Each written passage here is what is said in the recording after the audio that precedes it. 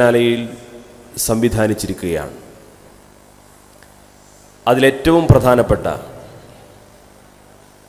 ഏറെ കാലിക പ്രസക്തിയുള്ള ഒരു വിഷയമാണ് ഈ ബഹുസ്വരം സെഷനിൽ മതേതരത്വവും രാഷ്ട്രഭാവിയും എന്ന തലവാചകത്തിൽ ഇന്ന് നാം ചർച്ച ചെയ്യാൻ വേണ്ടി തുടക്കം കുറിക്കുന്നത്. നമ്മുടെ രാജ്യത്ത് ഏറെ ചർച്ച ചെയ്യപ്പെടുകയും ഈ രാജ്യത്തിൻ്റെ പൈതൃകം നിലനിൽക്കണമെന്ന് ആഗ്രഹിക്കുന്ന ഓരോ പൗരനും വളരെ ആശങ്കയോടുകൂടി നോക്കിക്കാണുന്ന ഒരു സംഗതിയാണ് അടുത്ത കാലത്തായി നമ്മുടെ നാട് നേരിട്ടുകൊണ്ടിരിക്കുന്ന ഈ പ്രതിസന്ധികളെ കുറിച്ചുള്ള ചർച്ചകൾ. ഇതിന് സമാനമായ വെല്ലുവിളികൾ ഇതിനു മുമ്പും നമ്മുടെ നാട്ടിലുണ്ടായിട്ടുണ്ട്. രാജ്യത്തിൻ്റെ സ്വാതന്ത്ര്യത്തിന് മുമ്പ് തന്നെ ഇവിടെയുള്ള മതസമുദായങ്ങൾക്കിടയിൽ ശത്രുതയും വിദ്വേഷവും വളർത്താൻ വ്യത്യസ്തമായ ശ്രമങ്ങൾ ഉണ്ടായിട്ടുണ്ട്. വിദേശ ശക്തികൾ നമ്മുടെ നാട് ഭരിച്ചിരുന്ന കാലത്ത് അവരുടെ മേധാവിത്വം എക്കാലത്തും നിലനിർത്തുന്നതിനു വേണ്ടി ഇവിടുത്തെ വ്യത്യസ്ത സമുദായങ്ങൾക്കിടയിൽ ഭിന്നതയും ശത്രുതയും വളർത്താൻ ആവശ്യമായ വിധം പല അജണ്ടകളും തയ്യാറാക്കാനും അതിനനുസരിച്ച് ചരിത്രം മാറ്റിയെഴുതാനും ഒക്കെയുള്ള ശ്രമമുണ്ടായപ്പോഴും നമ്മുടെ നാട്ടിലെ മഹാഭൂരിപക്ഷം വരുന്ന ഈ രാജ്യത്തിൻ്റെ മണ്ണിൻ്റെ മണമുള്ള ഓരോരുത്തരും അത്തരത്തിലുള്ള ആസൂത്രണങ്ങളെ തിരിച്ചറിയാനും രാജ്യത്തിൻ്റെ സൗഹൃദവും പാരമ്പര്യവും ഒക്കെ നിലനിർത്താനാണ് എല്ലാ കാലത്തും മുന്നോട്ട് വന്നിട്ടുള്ളത്. രാജ്യത്തിൻ്റെ സ്വാതന്ത്ര്യത്തിന് ശേഷം ഈ രാജ്യത്തെ എല്ലാ വിഭാഗം ജനങ്ങളും, പ്രത്യേകിച്ച് ഇവിടുത്തെ അടിസ്ഥാന വർഗങ്ങൾ ഉൾപ്പെടെ, വലിയ നഷ്ടങ്ങൾ സഹിച്ചുകൊണ്ടാണ്, വലിയ ത്യാഗങ്ങൾ ചെയ്തുകൊണ്ടാണ് വിദേശാധിപത്യത്തിൽ നിന്ന് നമ്മുടെ രാജ്യത്തെ സ്വതന്ത്രമാക്കുന്നത്. പക്ഷെ പിൽക്കാലത്തൊരു ജനാധിപത്യ മതേതര സംവിധാനം നിലവിൽ വരികയും ലോകത്തുള്ള ഏറ്റവും വലിയ ജനാധിപത്യ മതേതര രാഷ്ട്രമായി നമ്മൾ അഭിമാനം കൊള്ളുമ്പോഴും ആ മതേതര സംവിധാനത്തെ ഒരു മതാധിഷ്ഠിത സംവിധാനം എന്ന വ്യാജേന, എന്നാൽ മതവുമായി യാതൊരു ബന്ധവുമില്ലാത്ത വിധം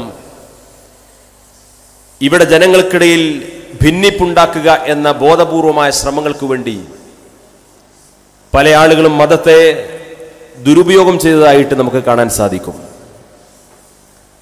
പലപ്പോഴും ശ്രമങ്ങളൊക്കെ ഉണ്ടായപ്പോഴും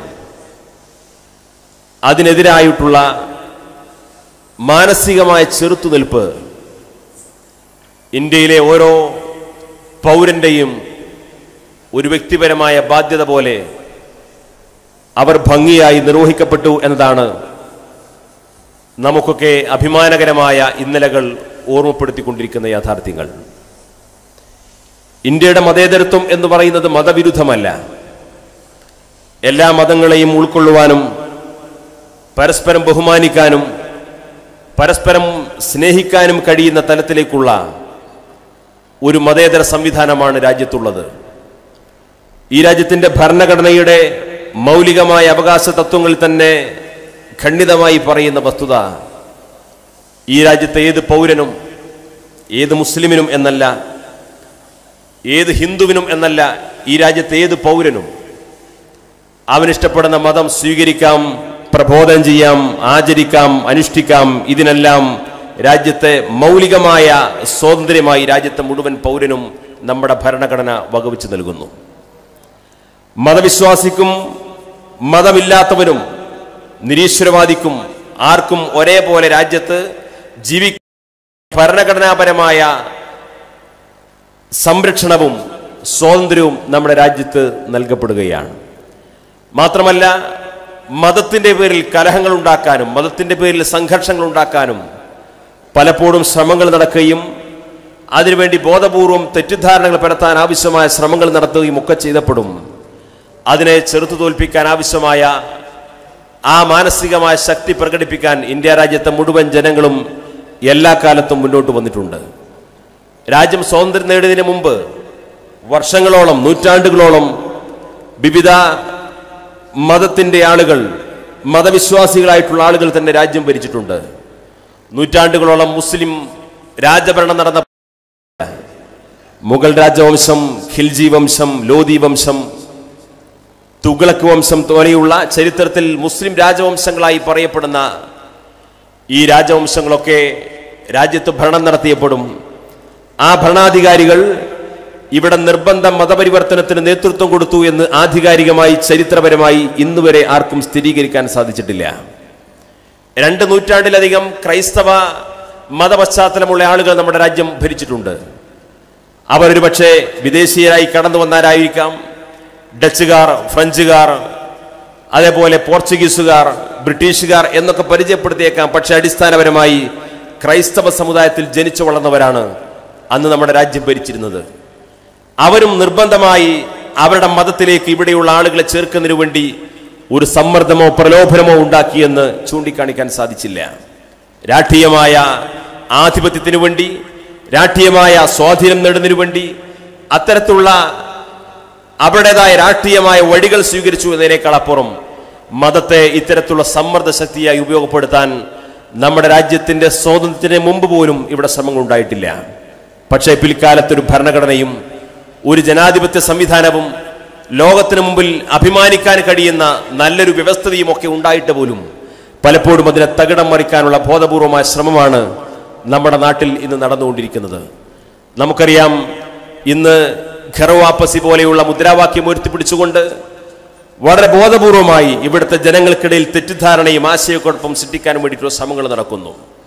ഇവിടുത്തെ എല്ലാ മതവിശ്വാസികളും, എല്ലാ മതേതര വിശ്വാസികളും, മതത്തിലും ഒരു മതത്തിലും വിശ്വാസമില്ലാത്തവരുമൊക്കെ അത്തരത്തിലുള്ള നിയമത്തെ ലംഘിച്ചുകൊണ്ടുള്ള, ഭരണഘടനയെ ലംഘിച്ചുകൊണ്ടുള്ള, രാജ്യത്തെ പൊതുവായ താല്പര്യത്തിന് വിരുദ്ധമായി ഇത്തരം ശ്രമങ്ങൾക്കെല്ലാം എതിര് നിന്നവരാണ്.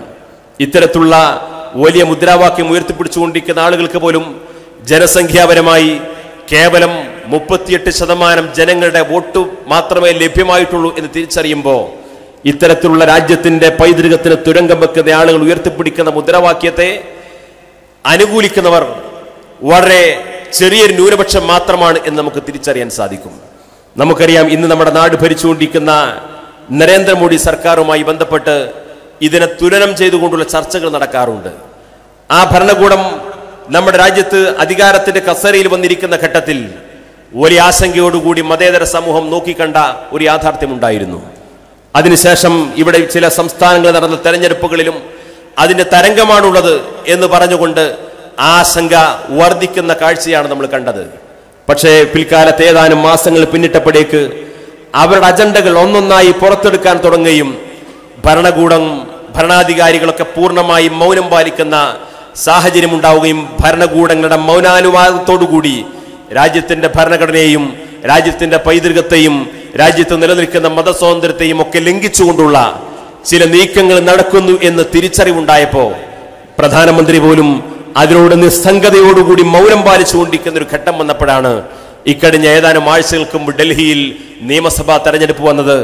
ഇത്തരത്തിലുള്ള നമ്മുടെ രാജ്യത്തിന്റെ പൈതൃകത്തിനും പാരമ്പര്യത്തിനും വിരുദ്ധമായി കടന്നുവരുന്ന ഏത് ഭരണാധികാരിയാണെങ്കിലും അത്തരം കാഴ്ചപ്പാടുകളോട്, അത്തരം രീതികളോട് ഈ രാജ്യത്തെ മഹാഭൂരിപക്ഷം ജനങ്ങൾക്കും യാതൊരു താല്പര്യവുമില്ല എന്നതിന്റെ ഏറ്റവും വലിയ ഉദാഹരണമായിരുന്നു വലിയ രാഷ്ട്രീയ പാരമ്പര്യമോ വലിയ ഭരണ പാരമ്പര്യമോ അല്ലെങ്കിൽ ഇന്ത്യൻ രാഷ്ട്രീയത്തിലെ ഒരു ശിശു എന്ന് പോലും പരിചയപ്പെടുത്താൻ കഴിയാത്ത വിധം അത്രയും ചെറിയൊരു പാർട്ടിയെ മറ്റുള്ള ഈ രാജ്യത്തെ വർഗീയ ഫാഷിസ്റ്റ് ശക്തികളെയും ആ വർഗീയ ഫാഷിസ്റ്റ് ശക്തികളെ പ്രതിരോധിക്കുമെന്ന് ഇക്കാലം അത്രയും ജനങ്ങൾ വിശ്വസിച്ച് പ്രതീക്ഷ സ്വീകരിക്കുന്നതിലേക്ക് എത്തിയതിന്റെ ഏറ്റവും വലിയ സന്ദേശം എന്താണെന്ന് ചോദിച്ചു കഴിഞ്ഞാൽ, ഈ രാജ്യത്തിന്റെ പൈതൃകം നിലനിൽക്കാൻ ആഗ്രഹിക്കുന്ന, ഈ രാജ്യത്തിന്റെ ഭരണഘടന പരിരക്ഷിക്കാൻ ആഗ്രഹിക്കുന്ന, ഈ രാജ്യത്തിന്റെ പൂർവ്വസൂരികളായ ആളുകൾ ജാതി മത ഭേദമന്യേ ഈ നന്മകൾ നിലനിൽക്കണമെന്ന് ആഗ്രഹിച്ചുകൊണ്ട് കഠിനാധ്വാനം ചെയ്തുകൊണ്ട് നമ്മുടെ രാജ്യത്തെ രൂപപ്പെടുത്തിയ രാഷ്ട്ര നിർമ്മാണ പ്രക്രിയക്ക് ഇക്കാലം അത്രയും നേതൃത്വം കൊടുത്ത ആ പൂർവ്വസൂരികളുടെ പാതയിലൂടെയാണ് നമ്മുടെ രാജ്യം മുന്നോട്ട് പോകേണ്ടത് എന്നാണ് ഈ രാജ്യത്തെ മഹാഭൂരിപക്ഷം ആളുകളും താല്പര്യപ്പെടുന്നത് എന്നതിന്റെ ഏറ്റവും ഒടുവിലത്തെ ഉദാഹരണമാണ് ഇക്കഴിഞ്ഞ ഡൽഹിയിൽ പുറത്തുവന്ന നിയമസഭാ തെരഞ്ഞെടുപ്പിലൂടെ പുറത്തുവന്ന റിപ്പോർട്ടിലൂടെ നമുക്ക് കാണാൻ സാധിക്കുന്നത്. അതുകൊണ്ട് രാജ്യത്ത് മതേതര സമൂഹം വലിയ ആശങ്കയിലാണ് എന്ന പ്രചാരണത്തിന് യാതൊരു അർത്ഥവുമില്ല. ഇവിടെ നേരത്തെ ഇത്തരത്തിലുള്ള ആളുകൾ ഭരണം നടത്തിയിരുന്ന കാലത്തും ഇപ്പോൾ മഹാഭൂരിപക്ഷത്തിന്റെ അടിസ്ഥാനത്തിൽ ഭരണം നടത്തുന്നു എന്ന് അവകാശപ്പെടുമ്പോഴും ഞാൻ സൂചിപ്പിച്ചതുപോലെ ഇവിടെ ഈ രാജ്യത്തെ മഹാഭൂരിപക്ഷം ജനങ്ങളും ഈ ഭരണകൂടത്തിനെതിരായി വോട്ട് രേഖപ്പെടുത്തിയ ആളുകളാണ്. നരേന്ദ്രമോദിയെ അനുകൂലിക്കുന്ന ആളുകൾ 38% ആളുകളാണെങ്കിൽ ബാക്കി 62% ആളുകളും ഇത്തരം ഒരു ഭരണകൂടം നമ്മുടെ രാജ്യത്ത് നിലനിൽക്കാൻ പാടില്ല എന്നാഗ്രഹിക്കുന്നവരാണ്. പക്ഷേ ഇവിടുത്തെ മതേതര കക്ഷികളുടെ വോട്ടുകൾ ഭിന്നിച്ച കാരണത്താൽ ജനാധിപത്യത്തിന്റെ ഒരു ലോജിക്ക് എന്ന അർത്ഥത്തിൽ നരേന്ദ്രമോദി പ്രധാനമന്ത്രിയായിട്ടുണ്ടാവാം. പക്ഷേ അദ്ദേഹത്തിന്റെ അജണ്ടകൾ മെല്ലെ മെല്ലെ പുറത്തെടുക്കാൻ തുടങ്ങിയപ്പോഴേക്ക് വികസനത്തിന്റെ വലിയ വലിയ മോഹന വാഗ്ദാനങ്ങളുമായി കടന്നു വന്ന ഭരണകൂടത്തിൽ പോലും ഈ രാജ്യത്തെ ജനങ്ങളുടെ പ്രതിഷേധത്തിന്റെ സ്വരത്തിന് മുമ്പിൽ, രാജ്യത്തെ ജനങ്ങളുടെ ആ വികാരത്തിന് മുമ്പിൽ ആർക്കും പിടിച്ചു നിൽക്കാൻ കഴിയില്ല എന്ന ഏറ്റവും ഒടുവിലത്തെ സൂചനകൾക്ക് മുമ്പിൽ നിന്നുകൊണ്ടാണ് മതേതരത്വവും രാഷ്ട്രഭാവിയും എന്ന വിഷയത്തെ അധികരിച്ചുകൊണ്ടുള്ള നമ്മുടെ ചർച്ച ഇവിടെ തുടക്കം കുറിക്കുന്നത്. നമ്മുടെ ചർച്ചയിൽ പങ്കെടുക്കേണ്ട അതിഥികൾ ഓരോന്നോരോന്നായി വേദിയിലേക്ക് കടന്നു വന്നുകൊണ്ടിരിക്കുന്നു. ഞാൻ എന്റെ കർത്തവ്യത്തിലേക്ക് കടക്കുകയാണ്. ഈ മതേതരത്വവും രാഷ്ട്രഭാവിയും എന്ന ഈ ചർച്ചയുടെ ഉദ്ഘാടന കർമ്മം നിർവഹിക്കുന്നത് ബഹുമാന്യനായ പാണക്കാട് സയ്യിദ് മുനവ്വർ അലി ശിഹാബ് തങ്ങൾ അവർകളാണ്. അദ്ദേഹത്തെ സാദരം സ്വാഗതം ചെയ്യുകയാണ്. ഈ ചർച്ചയുടെ ചെയർ ബഹുമാന്യരായ സമസ്ത കേരള ഇസ്ലാം മത വിദ്യാഭ്യാസ ബോർഡും കാലിക്കറ്റ് യൂണിവേഴ്സിറ്റിയുടെ അറബിക് വിഭാഗം തലവനുമായ ഡോക്ടർ NAM അബ്ദുൽ ഖാദർ, അതേപോലെ മറ്റൊരു വ്യക്തിത്വം ഈ ചെയർ നിയന്ത്രിക്കുന്നത് ദാർഹുദ ഇസ്ലാമിക് യൂണിവേഴ്സിറ്റിയുടെ കാര്യദർശിയും സുന്നി യുവജന സംഘത്തിന്റെ മലപ്പുറം ജില്ലാ സെക്രട്ടറിയുമായ ഷാഫി ഹാജി എന്നിവരാണ്. അവരെ ഇതിന്റെ ചെയറിലേക്ക് സാദരം സ്വാഗതം ചെയ്യുകയാണ്. മുഖ്യാതിഥിയായിക്കൊണ്ട് നമ്മുടെ ഈ സമ്മേളനത്തെ സംബോധന ചെയ്തതിനു വേണ്ടി ഏതാനും സമയങ്ങൾക്കകം ഇവിടെ എത്തിച്ചേരുന്നത് ബഹുമാന്യനായ പ്രഗത്ഭനായ പാർലമെന്ററിയനും മുസ്ലിം ലീഗിന്റെ ദേശീയ സെക്രട്ടറിയുമായ ET മുഹമ്മദ് ബഷീർ സാഹിബാണ്. അദ്ദേഹത്തിന്റെ ഭാവത്തിൽ അദ്ദേഹത്തെ സാദരം സ്വാഗതം ചെയ്യുന്നു. വളരെ സമയനിഷ്ഠ പാലിച്ച് ഇവിടെ നേരത്തെ എത്തിയിട്ടുള്ള നമ്മുടെ എല്ലാ സമ്മേളനങ്ങളുടെയും നമ്മുടെ എല്ലാ സാംസ്കാരിക പോത്തങ്ങളുടെയും ഒരു സഹകാരി കൂടിയായിട്ടുള്ള എഴുത്തുകാരനും പ്രഗത്ഭനായ കേരളത്തിലെ സാമൂഹ്യ വിമർശകനുമായ P. സുരേന്ദ്രൻ സാർ അവർകളാണ്. സാദരം ക്ഷണിക്കുന്നു, സ്വാഗതം ചെയ്യുന്നു. ഗുരുവായൂർ ദേവസ്വം ബോർഡിന്റെ ചെയർമാൻ ബഹുമാന്യനായ TV ചന്ദ്രമോഹനൻ, അതേപോലെ ഇവിടെ നമുക്ക് ആവശ്യമായ അനുഗ്രഹ ഭാഷണം നടത്തുന്നതിനു വേണ്ടി എത്തിയിട്ടുള്ള സ്വാമി ഗുരുരത്നം ജ്ഞാന തപസ്സി, അതേപോലെ ഇവിടെ എത്താനിരിക്കുന്ന MLA-മാരായ KM Shaji, VD Satheesan, bishop Mar Raphael Thattil, ഈ ചർച്ചയെ ക്രോഡീകരിച്ചുകൊണ്ട് ഇവിടെ സംസാരിക്കാനിരിക്കുന്ന SKSF-ന്റെ മുൻ സംസ്ഥാന ജനറൽ സെക്രട്ടറി കൂടിയായിട്ടുള്ള നാസർ ഫൈസി കൂടത്തായി, വേദിയിലിരിക്കുന്ന ബഹുമാനിയായ KKS തങ്ങൾ വെട്ടിച്ചിറ, AV അബ്ദുറഹ്മാൻ മുസ്ലിയാർ നന്ദി, അഹമ്മദ് തേർലായി, EP കമറുദ്ദീൻ, PA ഷിഹാബുദ്ദീൻ മൗലവി ആലപ്പുഴ, KP കോയ, KP മുഹമ്മദ് കുട്ടി, അഡ്വക്കേറ്റ് ഫൈസൽ പുത്തനഴി, PS മുഹമ്മദ് കുട്ടി ബാക്കവി, ആറ്റൂർ അബുഹാജി, നവാസ് പാനൂർ തുടങ്ങി എല്ലാവരെയും ഈ സെഷനിലേക്ക് സ്വാഗതം ചെയ്യുന്നു. അതേപോലെ നമ്മുടെ ഈ പരിപാടിയിൽ പങ്കെടുത്തുകൊണ്ടിരിക്കുന്ന പ്രമുഖരായ നമ്മുടെ സംഘടനയുടെ നേതാക്കന്മാർ, സമസ്തയുടെയും കീഴ്ഘടകങ്ങളുടെയും ഭാരവാഹികൾ, മാധ്യമപ്രവർത്തകർ, നിയമപാലകർ, ഈ സമ്മേളനത്തിൽ ഈ സെമിനാറിൽ സംബന്ധിക്കുന്നതിനു വേണ്ടി സംസ്ഥാനത്തിനകത്തു നിന്നും പുറത്തുനിന്നും എത്തിയിട്ടുള്ള ബഹുമാന്യരായ സമസ്തയുടെയും കീഴ്ഘടകങ്ങളുടെയും ഭാരവാഹികൾ, സംഘടനാ നേതാക്കൾ, പ്രസ്ഥാന ബന്ധുക്കൾ, ഗുണകാംക്ഷികൾ എല്ലാവരെയും ഒരിക്കൽ കൂടി സ്വാഗതം ചെയ്തുകൊണ്ട് ഞാൻ അവസാനിപ്പിക്കുന്നു. വആഖിറു ദഅവാനാ അൽഹംദുലില്ലാഹി റബ്ബിൽ ആലമീൻ. അസ്സലാമു അലൈക്കും. കേരളത്തിൽ മതേതരത്വത്തിൻ്റെയും മതസൗഹാർദ്ദത്തിൻ്റെയും പൂമരത്തണലായ പാണക്കാട് കൊടപ്പനക്കൽ തറവാട്ടിലെ അനുഗ്രഹീതനായ സന്തതി പാണക്കാട് സയ്യിദ് മുനവ്വർ അലി ശിഹാബ് തങ്ങൾ ബഹുസ്വരം സെഷന്റെ ഔപചാരികമായ ഉദ്ഘാടന കർമ്മം നിർവഹിക്കുന്നു. ആദരപുരസരം ക്ഷണിക്കുന്നു.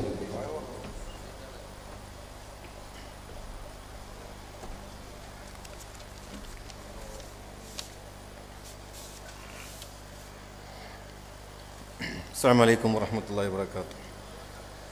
أعوذ بالله من الشيطان الرجيم. بسم الله الرحمن الرحيم. അൽഹംദുലില്ലാഹി റബ്ബിൽ ആലമീൻ വസ്സലാത്തു വസ്സലാമു അലാ സയ്യിദുൽ മുർസലീൻ വഅലാ ആലിഹി വസഹ്ബിഹി വഇത്രതിഹി വമൻ തബിഅഹും ബിഇഹ്സാനിൻ ഇലാ യൗമിദ്ദീൻ റബ്ബി ഇശ്റഹ് ലി സദ്രി വയസ്സിർ ലി അംരി വഹ്ലുൽ ഉഖ്ദതം മിൻ ലിസാനി യഫ്ഖഹു ഖൗലി സുബ്ഹാനക ലാ ഇൽമ ലനാ ഇല്ലാ മാ 'അല്ലംതനാ ഇന്നക അൻതൽ അലീമുൽ ഹകീം. ഏറെ ആദരം നിറഞ്ഞ യോഗാധ്യക്ഷൻ ഡോക്ടർ എൻ.എം. അബ്ദുൽ ഖാദർ സാഹിബ്, ഇവിടെ മുഖ്യാതിഥികളായി എത്തിയിട്ടുള്ള Swami Gururatnam Jnanathapasvi, Guruvayur Devaswom board chairman T V Chandramohan, മറ്റിവിടെ സന്നിധരായിട്ടുള്ള P Surendran, U Shafi Haji, Nasar Faizy Koodathayi, K S Thangal, Ahammed Tharlayi, E P Kamaruddeen, സ്വാഗതം ചെയ്ത Sathar Panthalloor, K P doctor Faisal, Muhammed Kutty Baqavi, Attoor Abu Haji, Navas H Panoor, മറ്റിവിടെ ഈ വേദിയിൽ സന്നിധരായ അതിഥികളെ, ഈ സെഷനിൽ സംബന്ധിക്കുന്ന എൻ്റെ ബഹുമാന്യ സഹോദരന്മാരെ, സുഹൃത്തുക്കളെ, വളരെ സന്തോഷകരമായ ഒരു മുഹൂർത്തത്തിലാണ് നാം ഇവിടെ ഒരുമിച്ച് കൂടിയിട്ടുള്ളത്. SKSSF എന്ന വിദ്യാർത്ഥി സംഘടന ഇന്ന് 4 നൂറ്റാണ്ട് കാലമായി ഈ കേരളക്കരയിൽ ഒരു നവോത്ഥാന ശില്പിയായി പ്രവർത്തിച്ചു കൊണ്ടിരിക്കുന്ന സംഘടനയാണ്. ദൈക്ഷണികമായ ഒരു സമൂഹത്തെ പടുത്തുയർത്തിനു വേണ്ടി വളരെ ഊർജ്ജസ്വലതയോടുകൂടി, ആത്മാർത്ഥതയോടുകൂടി പ്രവർത്തിച്ചതിൻ്റെ അടിസ്ഥാനത്തിൽ നമ്മുടെ ഒരുപാട് വിദ്യാർത്ഥികളെയും യുവാക്കളെയും ഏറെ ഉപകാരപ്രദമായ ഈ നാടിൻ്റെ നന്മയ്ക്ക് വേണ്ടിയും രാഷ്ട്ര നിർമ്മാണത്തിൻ്റെ ഭാഗമാക്കി അവരെ ഉയർത്തിക്കൊണ്ടുവരുവാനും ഈ ഒരു സംഘടനയ്ക്ക് സാധിച്ചിട്ടുണ്ട്. ഇന്ന് 25ാം വാർഷികം ആഘോഷിക്കുന്ന ഈ ഒരു അസുലഭ മുഹൂർത്തത്തിൽ നമുക്കൊരുപാട് വലിയ ചാരിതാർത്ഥ്യമുണ്ട്. ഈ ഒരു സംഘടനയുടെ ചരിത്രം ഒരു വലിയ സന്ദേശമാണ്. സമസ്ത കേരള ജമിയത്തുൽ ഉലമയുടെ വിദ്യാർത്ഥി സംഘടനയായ ഈ സംഘടന ഇതിൻ്റെ തുടക്കം മുതൽ സയ്യിദ് സാദിഖ് അലി ശിഹാബ് തങ്ങൾ ഇതിൻ്റെ പ്രസിഡൻ്റായി അന്ന് മുതൽ ഇന്ന് വരെയും ഒരു വലിയ നവോത്ഥാന വിപ്ലവമായി ഈ സംഘടനയ്ക്ക് ഇവിടെ നേതൃത്വം കൊടുക്കാൻ കഴിഞ്ഞു എന്നുള്ളത് ഏറെ അഭിമാനത്തോടു കൂടി നമുക്ക് പറയാൻ സാധിക്കും. അങ്ങനെ ഇന്ന് നാം ആഘോഷിക്കുമ്പോൾ, ഇതിൻ്റെ വിവിധ സെഷനുകൾ നടക്കുമ്പോൾ, ഇന്നത്തെ കാലഘട്ടത്തെ ഏറ്റവും മർമ്മപ്രധാനമായ ഒരു വിഷയത്തെക്കുറിച്ചാണ് ഇന്ന് ഈ ഒരു സെഷൻ ഇവിടെ നടക്കുന്നത്. മതേതരത്വവും രാഷ്ട്രഭാവിയും എന്നുള്ള, ഇന്ന് നമ്മുടെ രാജ്യം മാത്രമല്ല, ഇന്ന് ലോകം മുഴുവനും ചർച്ച ചെയ്തുകൊണ്ടിരിക്കുന്ന ഒരു വിഷയമാണിത്. ഇന്ത്യ എന്ന് പറയുന്ന നമ്മുടെ രാഷ്ട്രം, ഇത് ഏറെ കാലങ്ങളായി, നൂറ്റാണ്ടുകളായി നാം കാത്തു സൂക്ഷിച്ചു പോരുന്ന ഒരു മതേതര മതനിരപേക്ഷത കാത്തു സൂക്ഷിക്കുന്ന ഒരു രാഷ്ട്രമാണ്. മതേതരമാണ് ഇന്ത്യയുടെ ഏറ്റവും വലിയ ബലമെന്ന് നാം വിശ്വസിക്കുന്ന ഒരു രാഷ്ട്രമാണ് നമ്മുടെ ഈ രാഷ്ട്രം. നമ്മുടെ ഭരണഘടന എന്ന് പറയുന്നത് എല്ലാ അർത്ഥത്തിലും നമുക്ക് എല്ലാവിധ അവകാശങ്ങളും നൽകിയിട്ടുള്ള ഭരണഘടനയാണ്. അതിൽ ഏറ്റവും മർമ്മപ്രധാനമായ ഒരു അവകാശമാണ് റൈറ്റ് ടു റിലീജിയൻ, മതസ്വാതന്ത്ര്യം. മതസ്വാതന്ത്ര്യത്തെക്കുറിച്ച് ഇന്ന് ലോക നേതാക്കൾ ഇന്ത്യയെ ചൂണ്ടിച്ച് കാണിച്ചു കൊടുത്തുകൊണ്ട്, അല്ലെങ്കിൽ ഇന്ത്യയിൽ വന്നുകൊണ്ട് ലോകത്തിൻ്റെ നേതാക്കൾ നമ്മെ ഓർമ്മപ്പെടുത്തേണ്ട ഒരു ഗതികേടിലേക്ക് ഇന്ന് ഇന്ത്യ മാറിയിരിക്കുകയാണ്. ബറാക് ഒബാമ കഴിഞ്ഞ മാസം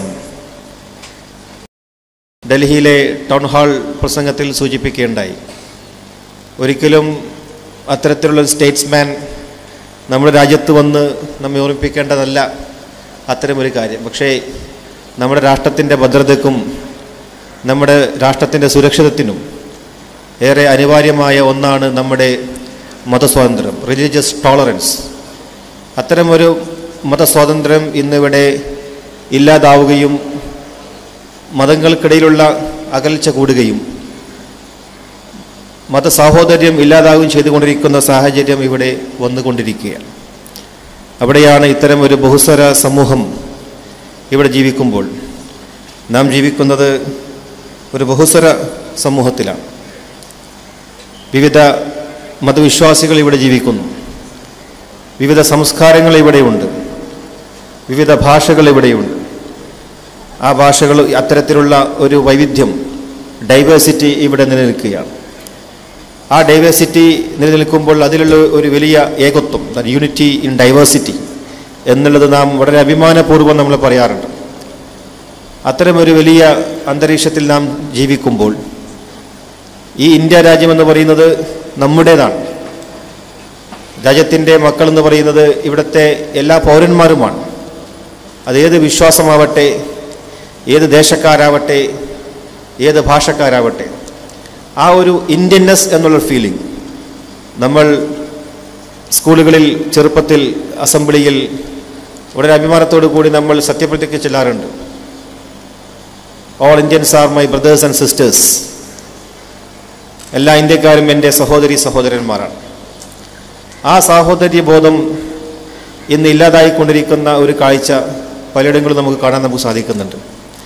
ഇന്ന് മതങ്ങളെന്ന് പറയുന്നത് നമ്മുടെ വിശ്വാസങ്ങൾ നമ്മുടെ ഹൃദയത്തെയും നമ്മുടെ ശരീരത്തെയും സംസ്കരിക്കുന്ന ഒരു പ്രക്രിയയാണ്. അത് നന്മയുടെ പ്രതീകമായി മതങ്ങൾ നിലനിൽക്കുമ്പോൾ അതിലൂടെ ഏറ്റവും നല്ല മനുഷ്യരെ സൃഷ്ടിച്ചെടുക്കുവാൻ വേണ്ടി മതങ്ങൾ ശ്രമിച്ചുകൊണ്ടിരിക്കുമ്പോൾ അത്തരം മതങ്ങളെ ചൂഷണം ചെയ്തുകൊണ്ട് ഭൗതികപരമായ നേട്ടങ്ങൾ കൊയ്യാനാണ് ഇവിടെ പലരും ശ്രമിച്ചുകൊണ്ടിരിക്കുന്നത്. രാഷ്ട്രീയമായും സാമ്പത്തികമായും ഒക്കെ ലാഭങ്ങൾ കൊയ്യുന്നതിന് വേണ്ടിയിട്ടുള്ള ഒരു വേദിയായി മതങ്ങളെ കാണുന്നവരുണ്ട്. മറിച്ച് മതമെന്ന് പറയുന്നത് നമ്മുടെ വിശ്വാസങ്ങൾ, നമ്മുടെ ആത്മധൈര്യത്തെ യും യഥാർത്ഥ മനുഷ്യനായി ആത്മവിശ്വാസത്തോടു കൂടി മുന്നോട്ട് ജീവിതം നയിക്കുവാനുള്ള ഒരു വലിയ സംവിധാനമാണ് മതം എന്ന് പറയുന്നത്. പക്ഷെ അത്തരത്തിലുള്ള ആ മതവിശ്വാസം ഇന്നിവിടെ നമ്മുടെ രാജ്യത്ത് ചോദ്യം ചെയ്യപ്പെടുന്ന രീതിയിൽ നമുക്കറിയാം. ഈ ഇന്ത്യ മണ്ണിൽ ഉണ്ടായിക്കൊണ്ടിരിക്കുന്ന അല്ലെങ്കിൽ ഉണ്ടായിട്ടുള്ള ഒരുപാട് കലാപങ്ങൾ, ബാബരി മസ്ജിദ് തകർക്കപ്പെടുകയുണ്ടായി, അതുപോലെ ഗുജറാത്തിലെ മനുഷ്യക്കുരുതിയുണ്ടായി, മറ്റുള്ള പല സ്ഥലങ്ങളിലും ഭീകരാക്രമണങ്ങളുണ്ടായി, ബോംബെയിൽ ഭീകരാക്രമണം നടന്നു. ഇങ്ങനെയൊക്കെ നമ്മൾ ചിന്തിച്ച് നോക്കുമ്പോൾ നമ്മെ സംബന്ധിച്ചിടത്തോളം നമുക്കിടയിൽ വളർന്നുകൊണ്ടിരിക്കുന്ന ഒരു വിദ്വേഷം, നമ്മളെപ്പോഴും സഹോദരന്മാരാണെന്ന് പറഞ്ഞുകൊണ്ടിരിക്കുമ്പോഴും നമ്മുടെ മനസ്സും ഹൃദയവും നമുക്ക് വിശാലമാക്കാൻ നമുക്ക് സാധിക്കേണ്ടതുണ്ട്. അത്തരമൊരു വിശാലത നമുക്ക് കൈവരിക്കാൻ നമുക്ക് സാധിക്കണം. അത് കേവലം നമുക്ക് അത്തരത്തിലുള്ള ഒരുപാട് മതസൗഹാർദ്ദ വേദികൾ നമുക്ക് ഒരുപാടുണ്ടാവാറുണ്ട്. പക്ഷെ അതിലപ്പുറം അത്തരം വേദികൾ അത് പ്രായോഗികമായി നമുക്ക് മനസ്സ് തുറന്നുകൊണ്ട്, ഹൃദയം തുറന്നുകൊണ്ട് ഒന്നിച്ച് ജീവിക്കാൻ നമുക്ക് സാധിക്കേണ്ടതുണ്ട്. ഇവിടെ നമ്മെ സംബന്ധിച്ചിടത്തോളം ജനാധിപത്യ രാഷ്ട്രത്തിൽ നാം ജീവിക്കുമ്പോൾ നമ്മുടെ റെപ്രസെൻറ്റേഷൻ, ഉദാഹരണമായി നമ്മുടെ ഒരു മുസ്ലിം കമ്മ്യൂണിറ്റി, ഇവിടെ നമ്മൾ റെപ്രസെൻ്റ് ചെയ്യുന്നത് കേവലം ഒരു മുസ്ലിം സമൂഹത്തെയല്ല. മുഖ്യമന്ത്രി ഉമ്മൻചാണ്ടി, അദ്ദേഹം നമ്മുടെ മുഖ്യമന്ത്രിയാണ്. അദ്ദേഹം റെപ്രസെൻ്റ് ചെയ്യുന്നത് ക്രിസ്ത്യൻ കമ്മ്യൂണിറ്റിയാണ്. അതുപോലെ തന്നെയാണ് ഇവിടുത്തെ പ്രധാനമന്ത്രിയും ഈ രാജ്യത്തിൻ്റെ പ്രധാനമന്ത്രിയാണ്.